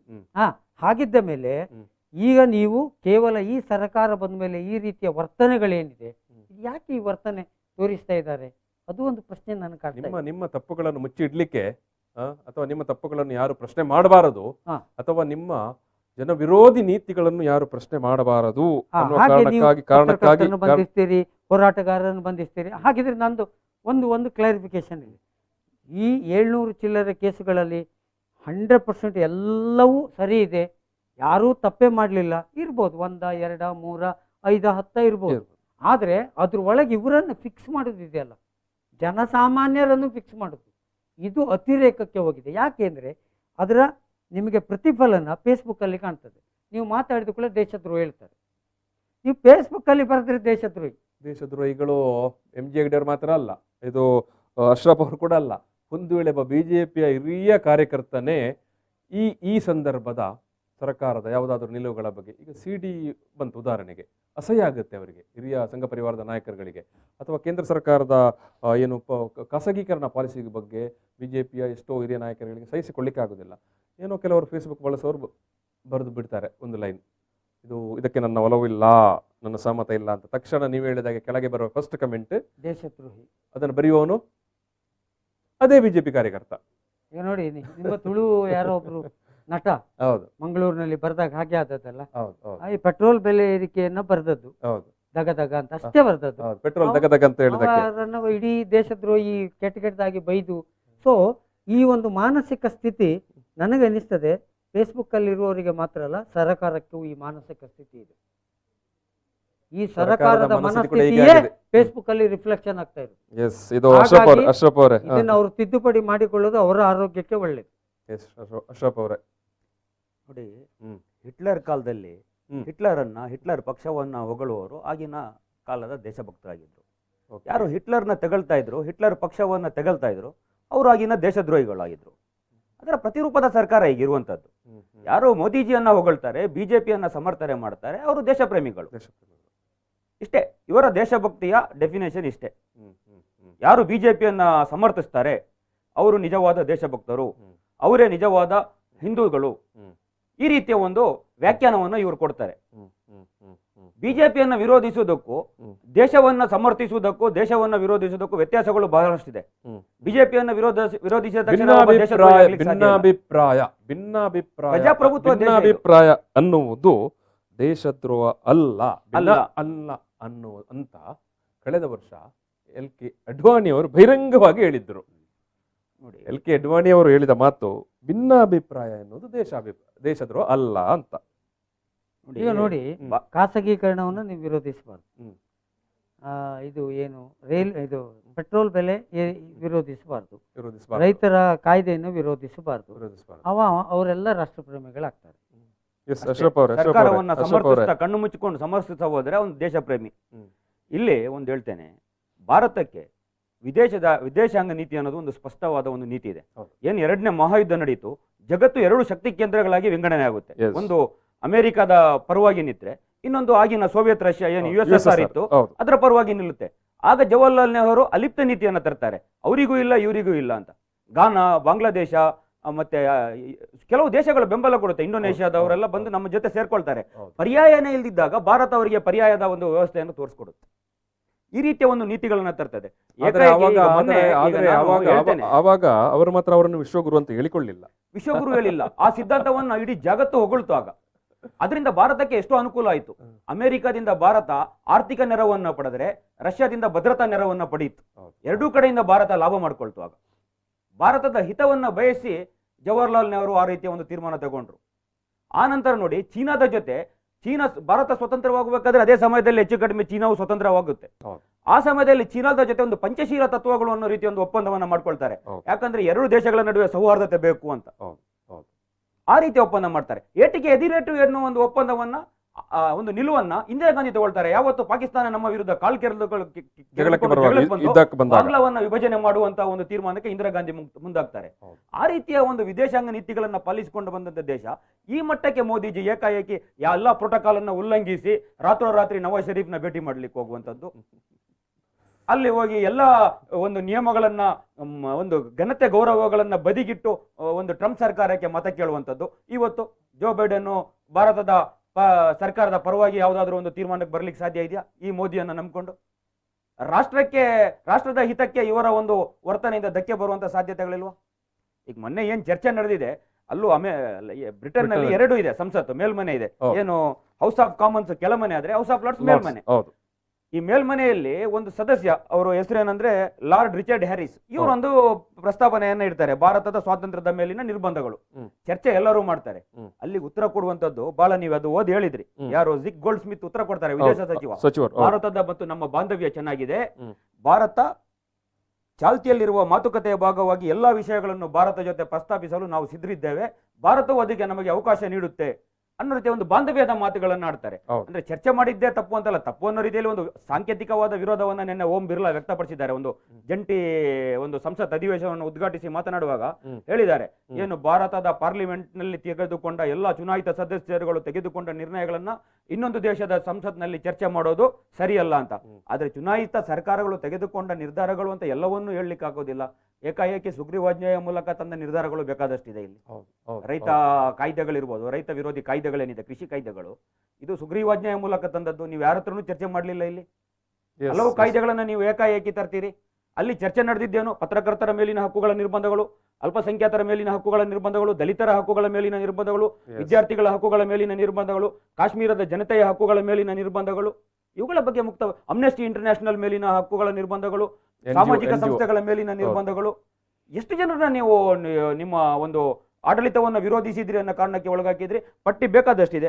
ದಲಿತ ಹಕ್ಕುಗಳ ಹೋರಾಟಗಾರ್ತಿ, ಏನು ನಾಗರಿಕ ಹಕ್ಕುಗಳ ಹೋರಾಟಗಾರ್ತಿ ಸುಧಾ ಭಾರದ್ವಾಜ್ ಇರ್ಬೋದು, ಕ್ರಾಂತಿಕಾರಿ ಕವಿ ವರವರ ರಾವ್ ಇರ್ಬೋದು, ಲೇಖಕ ಆನಂದ್ ತೇಲ್ತುಂಬೆ ಇರ್ಬೋದು, ಅಂಬೇಡ್ಕರ್ ಅವರ ಸಂಬಂಧಿಕರು, ಜಫೂರಾ ಜರ್ಗರ್ ಇರ್ಬೋದು, ಉಮರ್ ಖಾಲಿದ್ ಇರ್ಬೋದು, ವಿದ್ಯಾರ್ಥಿ ಚಳವಳಿಯ, ಇವ್ರನ್ನೆಲ್ಲರನ್ನು ಬಂಧಿಸಿದ್ರಿ. ಎಷ್ಟು ಜನರನ್ನ ಬಂಧಿಸ್ತೀರಿ ನೀವು? ಮತ್ತೆ ಇನ್ನು ನಿಮ್ಮ ಏನು ಮಕ್ಕಳ ವೈದ್ಯ ಡಾಕ್ಟರ್ ಕಫೀಲ್ ಖಾನ್, ಖಾಲಿ ಯೋಗಿ ಸರ್ಕಾರದ ಒಂದು ವೈಫಲ್ಯವನ್ನು ಎತ್ತಿ ತೋರಿಸೋದಕ್ಕಾಗಿ ಅವ್ರನ್ನ ಯಾವ್ದಾವ್ದೋ ಕೇಸ್ ಮೇಲೆ ಫಿಕ್ಸ್ ಮಾಡ್ತೀರಿ ನೀವು. ನಿಮ್ಮ ವಿರುದ್ಧ ಮಾತಾಡ್ತಾರೆ ಅನ್ನೋ ಕಾರಣಕ್ಕಾಗಿ ಪತ್ರಕರ್ತ ಸಿದ್ದಿಕ್ ಕಪ್ಪನ್ ಅನ್ನೋರನ್ನ ಉತ್ತರ ಪ್ರದೇಶದಲ್ಲಿ ಬಂದು ಒಳಗಾಗ್ತೀರಿ. ಇವತ್ತು ನೀವು ರವೀಶ್ ಕುಮಾರ್ ಅಂತ ಪತ್ರಕರ್ತರನ್ನ ದ್ವೇಷ ಮಾಡ್ತೀರಿ, ಬರ್ಕದತ್ ಅಂತ ಪತ್ರಕರ್ತರನ್ನ ದ್ವೇಷ ಮಾಡ್ತೀರಿ, ಅರ್ನಬ್ ಅಂತ ಹೊಗಳು ಭಟ್ರನ್ನ ಹೊಗಳು ಎಟ್ಟಕ್ಕೇರಿಸ್ತೀರಿ. ಏನಿದು? ಯಾವ ರೀತಿಯ ಆಡಳಿತವನ್ನು ನೀವು ಇಲ್ಲಿ ಕೊಡ್ತಾ ಇದ್ದೀರಿ? ಸ್ವತಂತ್ರ ಭಾರತದಲ್ಲಿ ಎಲ್ಲಾ ರೀತಿಯ ಮೂಲಭೂತ ಹಕ್ಕುಗಳನ್ನ ನೀವು ಉಲ್ಲಂಘನೆ ಮಾಡಿಕೊಂಡು ನಿಮ್ಮನ್ನ ಯಾರು ಪೂಜೆ ಮಾಡ್ತಾರೋ, ನಿಮ್ಮ ಭಜನೆಯನ್ನ ಯಾರು ಮಾಡ್ತಾರೋ ಇವರನ್ನ ನೀವು ವೈಭವೀಕರಿಸುವಂತ ಭಾರತ ಇದೆಯಲ್ಲ, ಇದು ಈ ದೇಶದ ಸ್ವಾತಂತ್ರ್ಯ ಹೋರಾಟಗಾರರು ಕಂಡ ಭಾರತವಲ್ಲ. ನಿಮ್ಮ ಫ್ಯಾಸಿಸ್ಟ್ ಭಾರತದಲ್ಲಿ ಮಾತ್ರ ಇದು ನಡೆಯುತ್ತೆ ಹೊರತು ಇಲ್ಲಿನ ಜನ ಈ ನಿಮ್ಮ ಫ್ಯಾಸಿಸ್ಟ್ ನಡವಳಿಕೆಯನ್ನು ಒಪ್ಲಿಕ್ಕೆ ಸಿದ್ಧ ಇಲ್ಲ. ಇದರ ವಿರುದ್ಧ ದೇಶನೂ ಮಾತಾಡುತ್ತೆ. ನಿಮ್ಮ ಈ ಆಡಳಿತ ವೈಖರಿಯ ಒಂದು ಒಂದು ಎಂಥದ್ದು ಇವ್ರು ಯಾವ ರೀತಿಯ ಪದ ಬಳಸಬೇಕು ಅಂತ ಗೊತ್ತಾಗೋದಿಲ್ಲ. ವಿಫಲತೆಯಿಂದ ವಿಫಲ ಆಡಳಿತ ವೈಖರಿಯಿಂದ ಅಂತಾರಾಷ್ಟ್ರೀಯ ಮಟ್ಟದಲ್ಲೂ ದೇಶದ ಆಡಳಿತ ವ್ಯವಸ್ಥೆಯ ಮಾನವನ್ನು ನೀವು ಹಾಳು ಮಾಡ್ತಾ ಇದ್ದೀರಿ. ದೇಶಕ್ಕೆ ಒಂದು ಗೌರವ ಇದೆ, ಈ ದೇಶದ ನಾಯಕರಿಗೆ ಒಂದು ಗೌರವ ಇದೆ. ಲಾಲ್ ಬಹದ್ದೂರ್ ಶಾಸ್ತ್ರಿ ಅಂತವರು, ಜವಾಹರ್ಲಾಲ್ ನೆಹರು ಅಂತವರು, ಇಂದಿರಾ ಗಾಂಧಿ ಅಂತವರು, ವಾಜಪೇಯಿ ಅಂತವರು, ಮನಮೋಹನ್ ಸಿಂಗ್ ಅಂತವರು, ಇಂಥವರೆಲ್ಲ ಬಂದು ಈ ದೇಶಕ್ಕೆ ನಾಯಕತ್ವ ಕೊಂಡಂತವರು ಜಾಗತಿಕವಾಗಿ ಇಡೀ ವಿಶ್ವದಲ್ಲೇ ಒಂದು ಇವತ್ತು ಗಾಂಧೀಜಿಯನ್ನು ಒಪ್ಕೊಳ್ಳುವಂತ ಎಷ್ಟೋ ದೇಶಗಳು ಅಲ್ಲೇ ಪ್ರತಿಮೆಗಳನ್ನ ಸ್ಥಾಪನೆ ಮಾಡಿ ಗಾಂಧೀಜಿಗೆ ಗೌರವವನ್ನು ಕೊಡ್ತಾರೆ. ಇಡೀ ವಿಶ್ವವೇ ಗಾಂಧಿಯ ತತ್ವಗಳನ್ನು ಒಪ್ಕೊಳ್ಳುತ್ತೆ. ಈ ಸರ್ಕಾರದಲ್ಲಿ ಗಾಂಧಿಯನ್ನ ವಿರೋಧಿಸುವಂತವರು ಇವತ್ತು ಕೇಂದ್ರ ಮಂತ್ರಿಗಳಾಗಿ ಮೆರೀತಾ ಇದ್ದಾರೆ. ಯಾವ ರೀತಿಯ ಸಿದ್ಧಾಂತ? ಬೆಲೆ ಕಟ್ಟುವಂತದ್ದು, ಗಾಂಧೀಜಿಯ ಮೌಲ್ಯಗಳಿಗೆ ಬೆಲೆ ಕಟ್ಟುವಂತವ್ರು ಇವರು. ಮೊನ್ನೆ ಯಾರೋ ಒಂದು ಬಿಜೆಪಿಯನ್ನು ಹೇಳ್ತಾ ಇದ್ದ, ಗಾಂಧೀಜಿಯನ್ನು ಕೊಂದ ಗೂಡ್ಸೆಯ ಗನ್ನನ್ನೇನು ಹರಾಜು ಹಾಕಿದ್ರೆ ಎಷ್ಟೋ ಕೋಟಿಗೆ ಖರೀದಿಸಲು ನಮ್ಮ ಕಾರ್ಯಕರ್ತರು ಸಿದ್ಧರಿದ್ದಾರೆ ಅಂತಾನೆ. ನೀವು ಗಾಂಧೀಜಿಯನ್ನ ಕೊಂದ ಗನ್ನಿಗೆ ಬೆಲೆ ಕಟ್ಟಬಹುದು, ಗಾಂಧೀಜಿಯ ಬೆತ್ತ ಇದೆಯಲ್ಲ ಅದಕ್ಕೆ ಬೆಲೆ ಕಟ್ಟಲಿಕ್ಕೆ ಸಾಧ್ಯ ಇಲ್ಲ. ಅದು ಅನ್ಮೋಲ್ ಅಂತಾರಲ್ಲ, ಮೌಲ್ಯ ರಹಿತವಾದದ್ದು.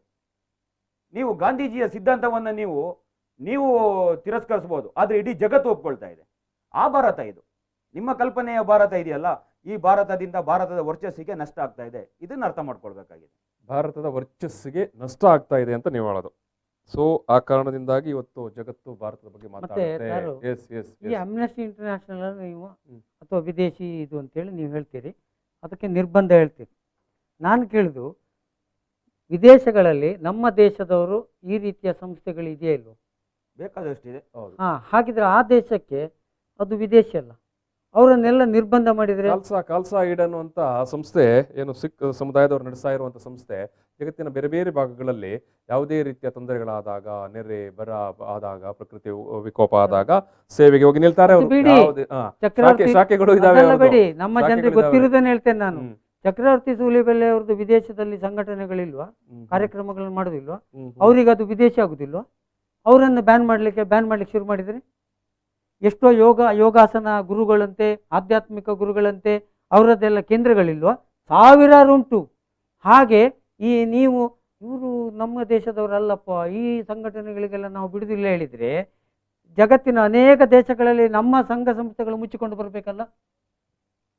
ಆಯ್ತು, ಅವರು ಇಲ್ಲಿ ಇದ್ದು ಈಗ ಅಮ್ನೆಸ್ಟಿ ಅವರು ಭಾರತದ ನೆಲಕ್ಕೆ ದ್ರೋಹ ಮಾಡುವಂಥದ್ದು, ಭಾರತದ ಸಮಗ್ರತೆಗೆ ದ್ರೋಹ ಮಾಡುವಂಥದ್ದು, ಭಾರತದ ಸಾರ್ವಭೌಮತೆಗೆ ಧಕ್ಕೆ ತರುವಂತಹದ್ದನ್ನ ನೀವು ಸ್ಪಷ್ಟಪಡಿಸಿ ಬಹಿರಂಗ ಮಾಡಿ ಅವರನ್ನು ನಿಷೇಧ ಮಾಡಿದ್ರೆ ಜನ ಒಪ್ತಾರೆ.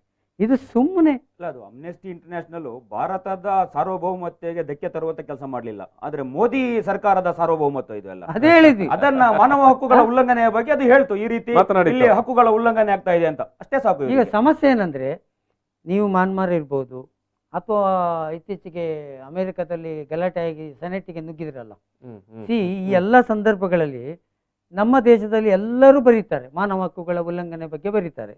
ಪಾಕಿಸ್ತಾನದಲ್ಲಿ ಏನಾದ್ರು ಆದರೂ ಬರೀತಾರೆ. ಆದರೆ ನಮ್ಮ ದೇಶದ ಮಾನವ ಹಕ್ಕುಗಳ ಉಲ್ಲಂಘನೆ ಆದರೆ ಅದನ್ನು ಮಾತಾಡಿದರೆ ಕೇಂದ್ರ ಸರ್ಕಾರ ಬಿಜೆಪಿ ಇರುವುದರಿಂದ ಅದು ರಾಷ್ಟ್ರದ್ರೋಹ ಆಗ್ತದೆ. ನಾವು ಈ ಒಂದು ಸಂವಾದ ನಡುವೆ ಸಣ್ಣ ಬ್ರೇಕ್ ತಗೊಳ್ತೇವೆ. ಬ್ರೇಕ್ ನಂತರ ಈ ಸಂವಾದವನ್ನು ಮತ್ತೆ ಮುಂದುವರಿಸ್ತೇವೆ. ಪ್ರಚಲಿತ ಈ ಕಾರ್ಯಕ್ರಮದ ಪ್ರಾಯೋಜಕರು ರೋಹನ್ ಕಾರ್ಪೊರೇಷನ್, ಸಹ ಪ್ರಾಯೋಜಕರು father Muller's charitable trust, SDM college Ujire, VK furniture and electronics. ಬ್ರಿಟನ್ನ ಪಾರ್ಲಿಮೆಂಟ್ನಲ್ಲಿ ಭಾರತದ ವಿಚಾರವಾಗಿ, ಅದು ಕೂಡ ಬಹುಮುಖ್ಯವಾಗಿ ಭಾರತದಲ್ಲಿ ನಡೀತಾ ಇರುವಂತಹ ಮಾಧ್ಯಮಗಳ ಮೇಲಿನ ದಮನ ಅಥವಾ ಜನಪರ ಹೋರಾಟ, ಜನಪರ ಕಾರ್ಯಕರ್ತರು ಅಥವಾ ಜನಪರ ಕೆಲಸ ಮಾಡ್ತಾ ಇರುವಂತಹ ಸಂಘಟನೆಗಳ ಮೇಲೆ ನಡೀತಾ ಇರುವಂತಹ ದಮನಗಳ ವಿಚಾರವಾಗಿ, ಮತ್ತು ಬಹುಮುಖ್ಯವಾಗಿ ಪ್ರಜಾಪ್ರಭುತ್ವದ ಮೌಲ್ಯದ ಮೇಲೆ ಅಥವಾ ಪ್ರಜಾಪ್ರಭುತ್ವದ ಆಶಯ ಅಥವಾ ಭಾರತದ ಸಂವಿಧಾನವೇ ಕಟ್ಟಿಕೊಟ್ಟಂತ ಏನು ಪ್ರಜಾಪ್ರಭುತ್ವದ ಆಶಯ ಅಭಿವ್ಯಕ್ತಿ ಅಂತ ಏನಿದೆ, ಆ ಅಭಿವ್ಯಕ್ತಿ ಸ್ವಾತಂತ್ರ್ಯದ ಬಗ್ಗೆ ಅಥವಾ ಅಭಿವ್ಯಕ್ತಿ ಸ್ವಾತಂತ್ರ್ಯದ ಮೇಲೆ ನಡೀತಾ ಇರುವಂಥ ದಾಳಿ ಮತ್ತು ಅದನ್ನು ದಮನ ಮಾಡಲಿಕ್ಕೆ ನಡೀತಾ ಇರುವಂಥ ಯೋಜನೆ ವಿಚಾರವಾಗಿ ಬ್ರಿಟನ್ನ ಪಾರ್ಲಿಮೆಂಟ್ನಲ್ಲಿ ತಾಸುಗಟ್ಟಲೆ ಚರ್ಚೆ ನಡೆದಿದೆ. ಎಲ್ಲ ಪಕ್ಷಗಳು, ಬ್ರಿಟನ್ನ ಪಾರ್ಲಿಮೆಂಟ್ನ ಎಲ್ಲ ಪಕ್ಷಗಳ ಸದಸ್ಯರು ಆ ಚರ್ಚೆಯಲ್ಲಿ ಭಾಗಿಯಾಗಿದ್ದಾರೆ. ಜೊತೆಗೆ ಬ್ರಿಟನ್ನ ಪ್ರಧಾನಿ ಬೋರಿಸ್ ಜಾನ್ಸನ್ ಅವರಿಗೆ ಸಲಹೆ ಕೊಟ್ಟಿದ್ದಾರೆ, ಮುಂದಿನ ತಿಂಗಳು ನೀವು ಭಾರತಕ್ಕೆ ಭೇಟಿ ನೀಡುವಾಗ ಮೋದಿಯವರ ಜೊತೆಗೆ ನೇರವಾಗಿ ಈ ವಿಚಾರವನ್ನು ಪ್ರಸ್ತಾಪ ಮಾಡಿ ಅಂತ. ಸೊ ಎಸ್, ನಾವು ಈ ವಿಚಾರವಾಗಿ ಮಾತನಾಡ್ತಾ ಇದ್ದೇವೆ. ಎಂ ಜಿ ಹೆಗ್ಡೆ ಅವರು, ಅಶ್ರಫ್ KC ರೋಡ್ ಅವರು ನಮ್ಮ ಜೊತೆಗೆ ಮಾತುಕತೆಯಲ್ಲಿ ಇದ್ದಾರೆ. ಎಸ್, ಇದು ಎಂ ಜಿ ಹೆಗ್ಡೆ ಅವರೇ, ಏನು ಮಾಡೋದು ನೋಡಿ, ಈಗ ಈಗ ಯಾರು ಬೋರಿಸ್ ಜಾನ್ಸನ್ ಅವರು ಬಂದು ಮಾತಾಡ್ತಾರೆ ಬಿಡ್ತಾರೆ, ಸಂಬಂಧ ಇಲ್ಲ. ಆದ್ರೆ ಪಾರ್ಲಿಮೆಂಟ್ ಅಲ್ಲಿ ಡಿಸ್ಕಸ್ ಆಗುವಷ್ಟರ ಮಟ್ಟಕ್ಕೆ ನಾವು ಹೋಗಿದ್ದೇವೆ ಅಂತಂದ್ರೆ ನಮ್ಮ ದೇಶದ ಸರ್ಕಾರ ಸ್ವಲ್ಪ ಆತ್ಮವಿಮರ್ಶೆ ಮಾಡಿಕೊಳ್ಳುವ ಕಾಲಘಟ್ಟ ಇದು. ಮತ್ತು ನೈಜವಾಗಿ ಏನು ನಡೀತಾ ಇದೆ ಅದನ್ನ ಸರಿ ಮಾಡಿಕೊಂಡು ಹೋಗದಿದ್ರೆ ನಾವು ಬೇರೆ ಬೇರೆ ದೇಶಗಳಲ್ಲಿ ನಮ್ಮ ಬೇರೆ ಬೇರೆ ಒಪ್ಪಂದಗಳಿಗೆ ರಿಲೇಟೆಡ್ ಆಗಿ ಲಿಂಕ್ ಇದೆ. ಮತ್ತು ನಿರ್ಬಂಧಗಳು ಹೇರಲಿಕ್ಕೆ ಶುರುವಾದರೆ ನಮಗೆ ತುಂಬ ಸಮಸ್ಯೆ ಇದೆ. ಸ್ಯಾಂಕ್ಷನ್ ಅಂತ ಏನು ಹೇಳ್ತಾರೆ, ಅದು ಪ್ರಾರಂಭ ಆದರೆ ನಾವು ಖಂಡಿತವಾಗಿಯೂ ನಾವು ಮತ್ತೂ ಕಂಗಾಲಾಗ್ತೇವೆ. ಈಗಾಗಲೇ ಕಂಗಾಲಾಗಿ ಕೂತಿದ್ದೇವೆ ಆರ್ಥಿಕವಾಗಿ. ಆ ಒಂದು ದೃಷ್ಟಿಕೋನದಿಂದ ಮತ್ತು ಭಾರತದ ಐತಿಹಾಸಿಕವಾದಂಥ ಒಂದು ಏನು ಅಲಿಪ್ತ ನೀತಿ ಮತ್ತು ಒಂದು ಶಕ್ತಿಯುತ ರಾಷ್ಟ್ರವಾಗಿ ಏನಿತ್ತು ಅದಕ್ಕೆ ಕಳಂಕ ಆಗ್ತಾ ಹೋಗ್ತದೆ. ಎಲ್ಲ ದೇಶದಲ್ಲೂ ನಮ್ಮ ಬಗ್ಗೆ ಕೆಟ್ಟದಾಗಿ ಚರ್ಚೆ ಹೆಸರಿಗೆ ಜಗತ್ತಿನ ಅತಿ ದೊಡ್ಡ ಪ್ರಜಾಪ್ರಭುತ್ವ ಸ್ವಾಭಿಮಾನಕ್ಕೆ, ನಮ್ಮ ಅಭಿಮಾನಕ್ಕೆ ಎಲ್ಲಿಯೋ ಧಕ್ಕೆ ಬರ್ತದೆ, ನಮ್ಗೆ ಬೇಸರ ಆಗ್ತದೆ. ಇದು ಸರ್ಕಾರ ತಕ್ಷಣ ಇಂತಹ ಪ್ರಕರಣಗಳನ್ನು ಇನ್ನಾದರೂ ಅನಗತ್ಯವಾಗಿ ದೊಡ್ಡದು ಮಾಡಿಕೊಂಡು ಸಿಕ್ಕವ್ರನ್ನ ಕೇಸ್ ಹಾಕಿಕೊಳ್ಳದೆ ಅಥವಾ ಅಮಾಯಕರನ್ನು ಬಂಧನ ಮಾಡಿದ್ರೆ, ನಿಜವಾಗಿಯೂ ಒಳ್ಳೆ ಇದು ಕೆಟ್ಟವರಾಗಿದ್ದಿದ್ರೆ ರಾಷ್ಟ್ರದ್ರೋಹ, ಅದು ಎಕ್ಸ್ಪ್ಲೇಷನ್ ಕೊಡಿಯಪ್ಪ, ಸಾರ್ವಜನಿಕರಿಗೆ ಕೊಡಿ. ನೀವು ಯಾವ ವಿಷಯವೂ ಹೊರಗೆ ಬರುವುದಿಲ್ಲ ಮಾರ. ಟೀಕೆಯನ್ನು ಸಹಿಸಿಕೊಳ್ಳುವಂತ ಗುಣವನ್ನ ಬೆಳೆಸಿಕೊಳ್ಳಿ. ಸರ್ಕಾರ ಮೋದಿ ಅಲ್ಲ, ಗೊತ್ತಾಯ್ತಾ? ಸರ್ಕಾರದ ವಿರುದ್ಧ ಏನು ಮಾತಾಡ್ತಾರೆ ಅದು ರಾಷ್ಟ್ರದ್ರೋಹ ಅಲ್ಲ, ಅಥವಾ ಮೋದಿಯ ವಿರುದ್ಧ ಟೀಕೆ ಮಾಡಿದರೆ ಅದು ರಾಷ್ಟ್ರದ್ರೋಹ ಅಲ್ಲ. ನನ್ನ ದೇಶ ಪ್ರೇಮ ಅಂತಂದ್ರೆ ಈ ದೇಶದ ಅಸ್ತಿತ್ವವನ್ನು ಪ್ರೀತಿಸುವುದು, ನಾಯಕನ ಹಿಂದೆ ಹೋಗುವುದಲ್ಲ. ಅಶ್ರಫ್ ಅವರೇ ಹೇಳಿದ್ರಲ್ಲ, ಅದೇ ದೇಶ ಅಂದ್ರೆ ವ್ಯಕ್ತಿ ಅಲ್ಲ, ದೇಶ ಅಂದ್ರೆ ಪಕ್ಷ ಅಲ್ಲ. ವ್ಯಕ್ತಿನೂ ಶಾಶ್ವತ ಅಲ್ಲ, ಪಕ್ಷನೂ ಶಾಶ್ವತ ಅಲ್ಲ. ದೇಶ ಅನ್ನೋದು ಕಾಲ ಇರುವಂತದ್ದು. ದೇಶವನ್ನ ಕಟ್ಟಲಿಕ್ಕೆ ಸಾವಿರಾರು ಜನ ಸ್ವಾತಂತ್ರ್ಯ ಚಳವಳಿಯಲ್ಲಿ ಭಾಗವಹಿಸಿದಂಥವ್ರು, ನೂರಾರು ಜನ ಹುತಾತ್ಮರಾದಂಥವ್ರು, ಎಷ್ಟೋ ಜನ ಗಲ್ಲಿಗೆ ಕೊರಳೊಡ್ದಂಥವ್ರು, ಭಗತ್ ಸಿಂಗ್ ರಂತವರೆಲ್ಲ ಸ್ವಾತಂತ್ರ್ಯ ತಂದು ಕೊಟ್ಟಂತ ದೇಶ. ಅವರ ಕಲ್ಪನೆಯ ಭಾರತ ಏನಿದೆ ಅದನ್ನ ಕಟ್ಟುವಂತ ಕೆಲಸವನ್ನ ಸ್ವಾತಂತ್ರ್ಯದ ನಂತರ ಎಲ್ಲರೂ ಮಾಡ್ಕೊಂಡು ಬಂದಿದ್ದಾರೆ.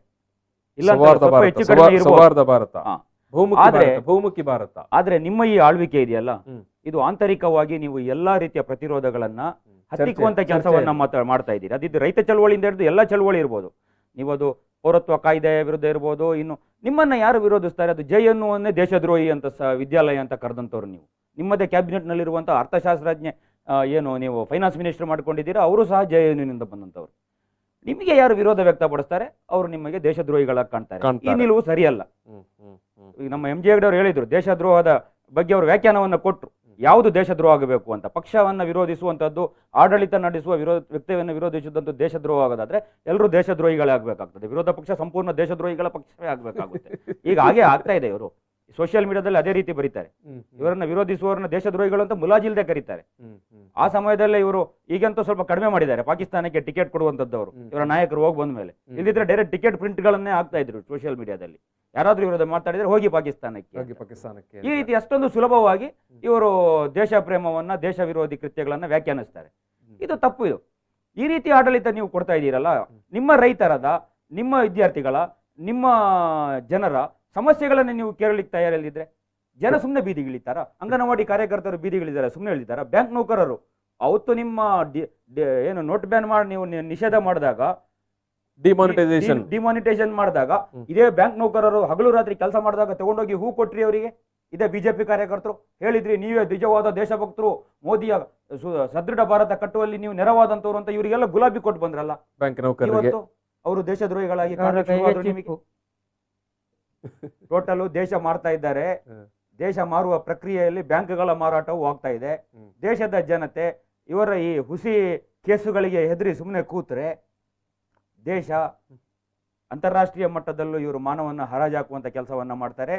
ದೇಶದೊಳಗಡೆ ಈ ದೇಶವನ್ನ ಕೆಲವೇ ಜನ ಶ್ರೀಮಂತರ ಕೈಗೆ ಕೊಟ್ಟು ಇವರು ಆರಾಮಾಗಿ ಅದಾನಿ ಮತ್ತು ಅಂಬಾನಿ ಇದಾರಲ್ಲ, ಅದಾನಿಗಳಿಗೆ ಇಂಥವರಿಗೆ ಕೊಟ್ಟು ಮೊನ್ನೆ ಇವರು ಆರಾಮಾಗಿ ಕೊಡ್ಕೊಳ್ತಾರೆ. ಪಾರ್ಲಿಮೆಂಟ್ ಒಂದು ಉಳಿಸ್ಕೊಳ್ತಾರೆ ಹೊರತು ಬಾಕಿ ಎಲ್ಲವನ್ನು ಖಾಸಗೀಕರಣ ಮಾಡುವಂತ ಹುನ್ನಾರ ಇವ್ರ ಕೈಯಲ್ಲಿದೆ. ಸ್ಟೇಡಿಯಂಗೆ ಹೆಸರಿಟ್ಟರಲ್ಲ ಅದಾನಿ ಮತ್ತು ಅಂಬಾನಿ, ಹೆಸರಿಡುವಂತದ್ದೇ. ಮೊನ್ನೆ ತಾನೇ ನಾನು ಮಂಗಳೂರು ಏರ್ಪೋರ್ಟಿಗೆ ಹೋಗಿದ್ದೆ, ಅಲ್ಲಿ ಏನೂ ಇಲ್ಲ, ಫುಲ್ ಅದಾನಿದೆ ಕಾಣ್ತಾ ಇದೆ ಎಲ್ಲ ಕಡೆ.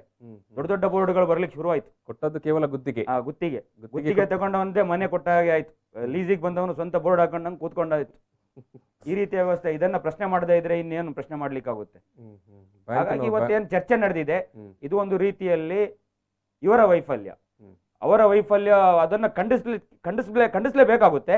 ಆದ್ರೆ ಖಂಡಿಸುವಂತ ನೈತಿಕತೆ ಈ ಸರ್ಕಾರಕ್ಕೆ ಇದೆಯಾ ಅನ್ನೋದನ್ನು ಮರುಪರಿಶೀಲನೆ ಮಾಡಬೇಕಾಗುತ್ತೆ, ಪ್ರಶ್ನಿಸಬೇಕಾಗುತ್ತೆ. ಇವ್ರ ಕೈಯಲ್ಲಿ ನೀವು ಮಾಡಿರುವಂತ ಅವಾಂತರಗಳ ಕಾರಣನೇ ಆ ರೀತಿಯ ಚರ್ಚೆಗಳು ವಿದೇಶದಲ್ಲಿ ನಮ್ಮ ಬಗ್ಗೆ ಕೆಟ್ಟ ರೀತಿಯ ಚರ್ಚೆಗಳು ನಡೀತಾ ಇದೆ, ನಮ್ಮ ವ್ಯವಸ್ಥೆಯ ಬಗ್ಗೆ ಪ್ರಶ್ನಾರ್ಥಕ ಚಿಹ್ನೆಗಳಲ್ಲಿ ಎದ್ದೇಳ್ತಾ ಇದೆ ಅಂತ.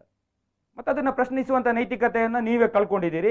ನೀವು ವಿದೇಶದಲ್ಲಿ ಹೋಗಿ ಒಂದು ಪಕ್ಷದ ಪರವಾಗಿ, ಒಂದು ವ್ಯಕ್ತಿಯ ಪರವಾಗಿ ಏಜೆಂಟರ ರೀತಿ ಕೆಲಸ ಮಾಡಿದ್ದೀರಿ. ಹೀಗಾಗಿ ಪ್ರಶ್ನಿಸುವಂಥ ನೈತಿಕತೆಯೂ ನಿಮಗಿಲ್ಲ, ಇನ್ನು ಅನುಭವಿಸಿ ಅಂತ ಹೇಳಬೇಕು. ಮತ್ತೆ ಜನನೂ ಅಷ್ಟೇ, ಇಂತಹ ಸರ್ಕಾರವನ್ನ ಕಿತ್ತೊಗೆಯಲಿಕ್ಕೆ ಏನು ಮಾಡಬೇಕು? ಪ್ರಜಾಪ್ರಭುತ್ವದಲ್ಲಿ ಜನಾಭಿಪ್ರಾಯದ ಮೂಲಕವೇ ಒಂದು ಸರ್ಕಾರ ರಚನೆ ಆಗುತ್ತೆ. ಜನಾಭಿಪ್ರಾಯದ ಮೂಲಕವೇ ಒಂದು ಸರ್ಕಾರವನ್ನ ತೆಗಿಲಿಕ್ಕೂ ಸಾಧ್ಯ ಆಗುತ್ತೆ. ಜನಾಭಿಪ್ರಾಯವನ್ನ ಮೂಡಿಸುವಂತ ಕೆಲಸವನ್ನ ಸಾಮಾಜಿಕ ಕಾರ್ಯಕರ್ತರು, ರಾಜಕೀಯ ಪಕ್ಷಗಳು, ದೇಶಪ್ರೇಮಿ ನಾಗರಿಕರು ಮಾಡಲೇಬೇಕು. ಇಲ್ದಿದ್ರೆ ದೇಶಕ್ಕೆ ಖಂಡಿತ ಅಪಾಯ ಕಟ್ಟಿಟ್ಟ ಬುತ್ತಿ. ಎಸ್ ಎಸ್ ಎಸ್ ಎಸ್ ನಾವು ಈ ಒಂದು ಸಂವಾದವನ್ನು ಸಮಾಪನ ಮಾಡ್ತಾ ಇದ್ದೇನೆ. ಬ್ರಿಟನ್ನ ಪಾರ್ಲಿಮೆಂಟ್ನಲ್ಲಿ ನಡೆದಂಥ ಚರ್ಚೆ, ಬ್ರಿಟನ್ನ ಪಾರ್ಲಿಮೆಂಟ್ನ ಆಡಳಿತ ಪಕ್ಷ ಅಥವಾ ಅಲ್ಲಿ ಪ್ರತಿಪಕ್ಷಗಳು ಅಥವಾ ಅಲ್ಲಿಯ ಇತರ ಪಕ್ಷಗಳು ಸದಸ್ಯರೆಲ್ಲರೂ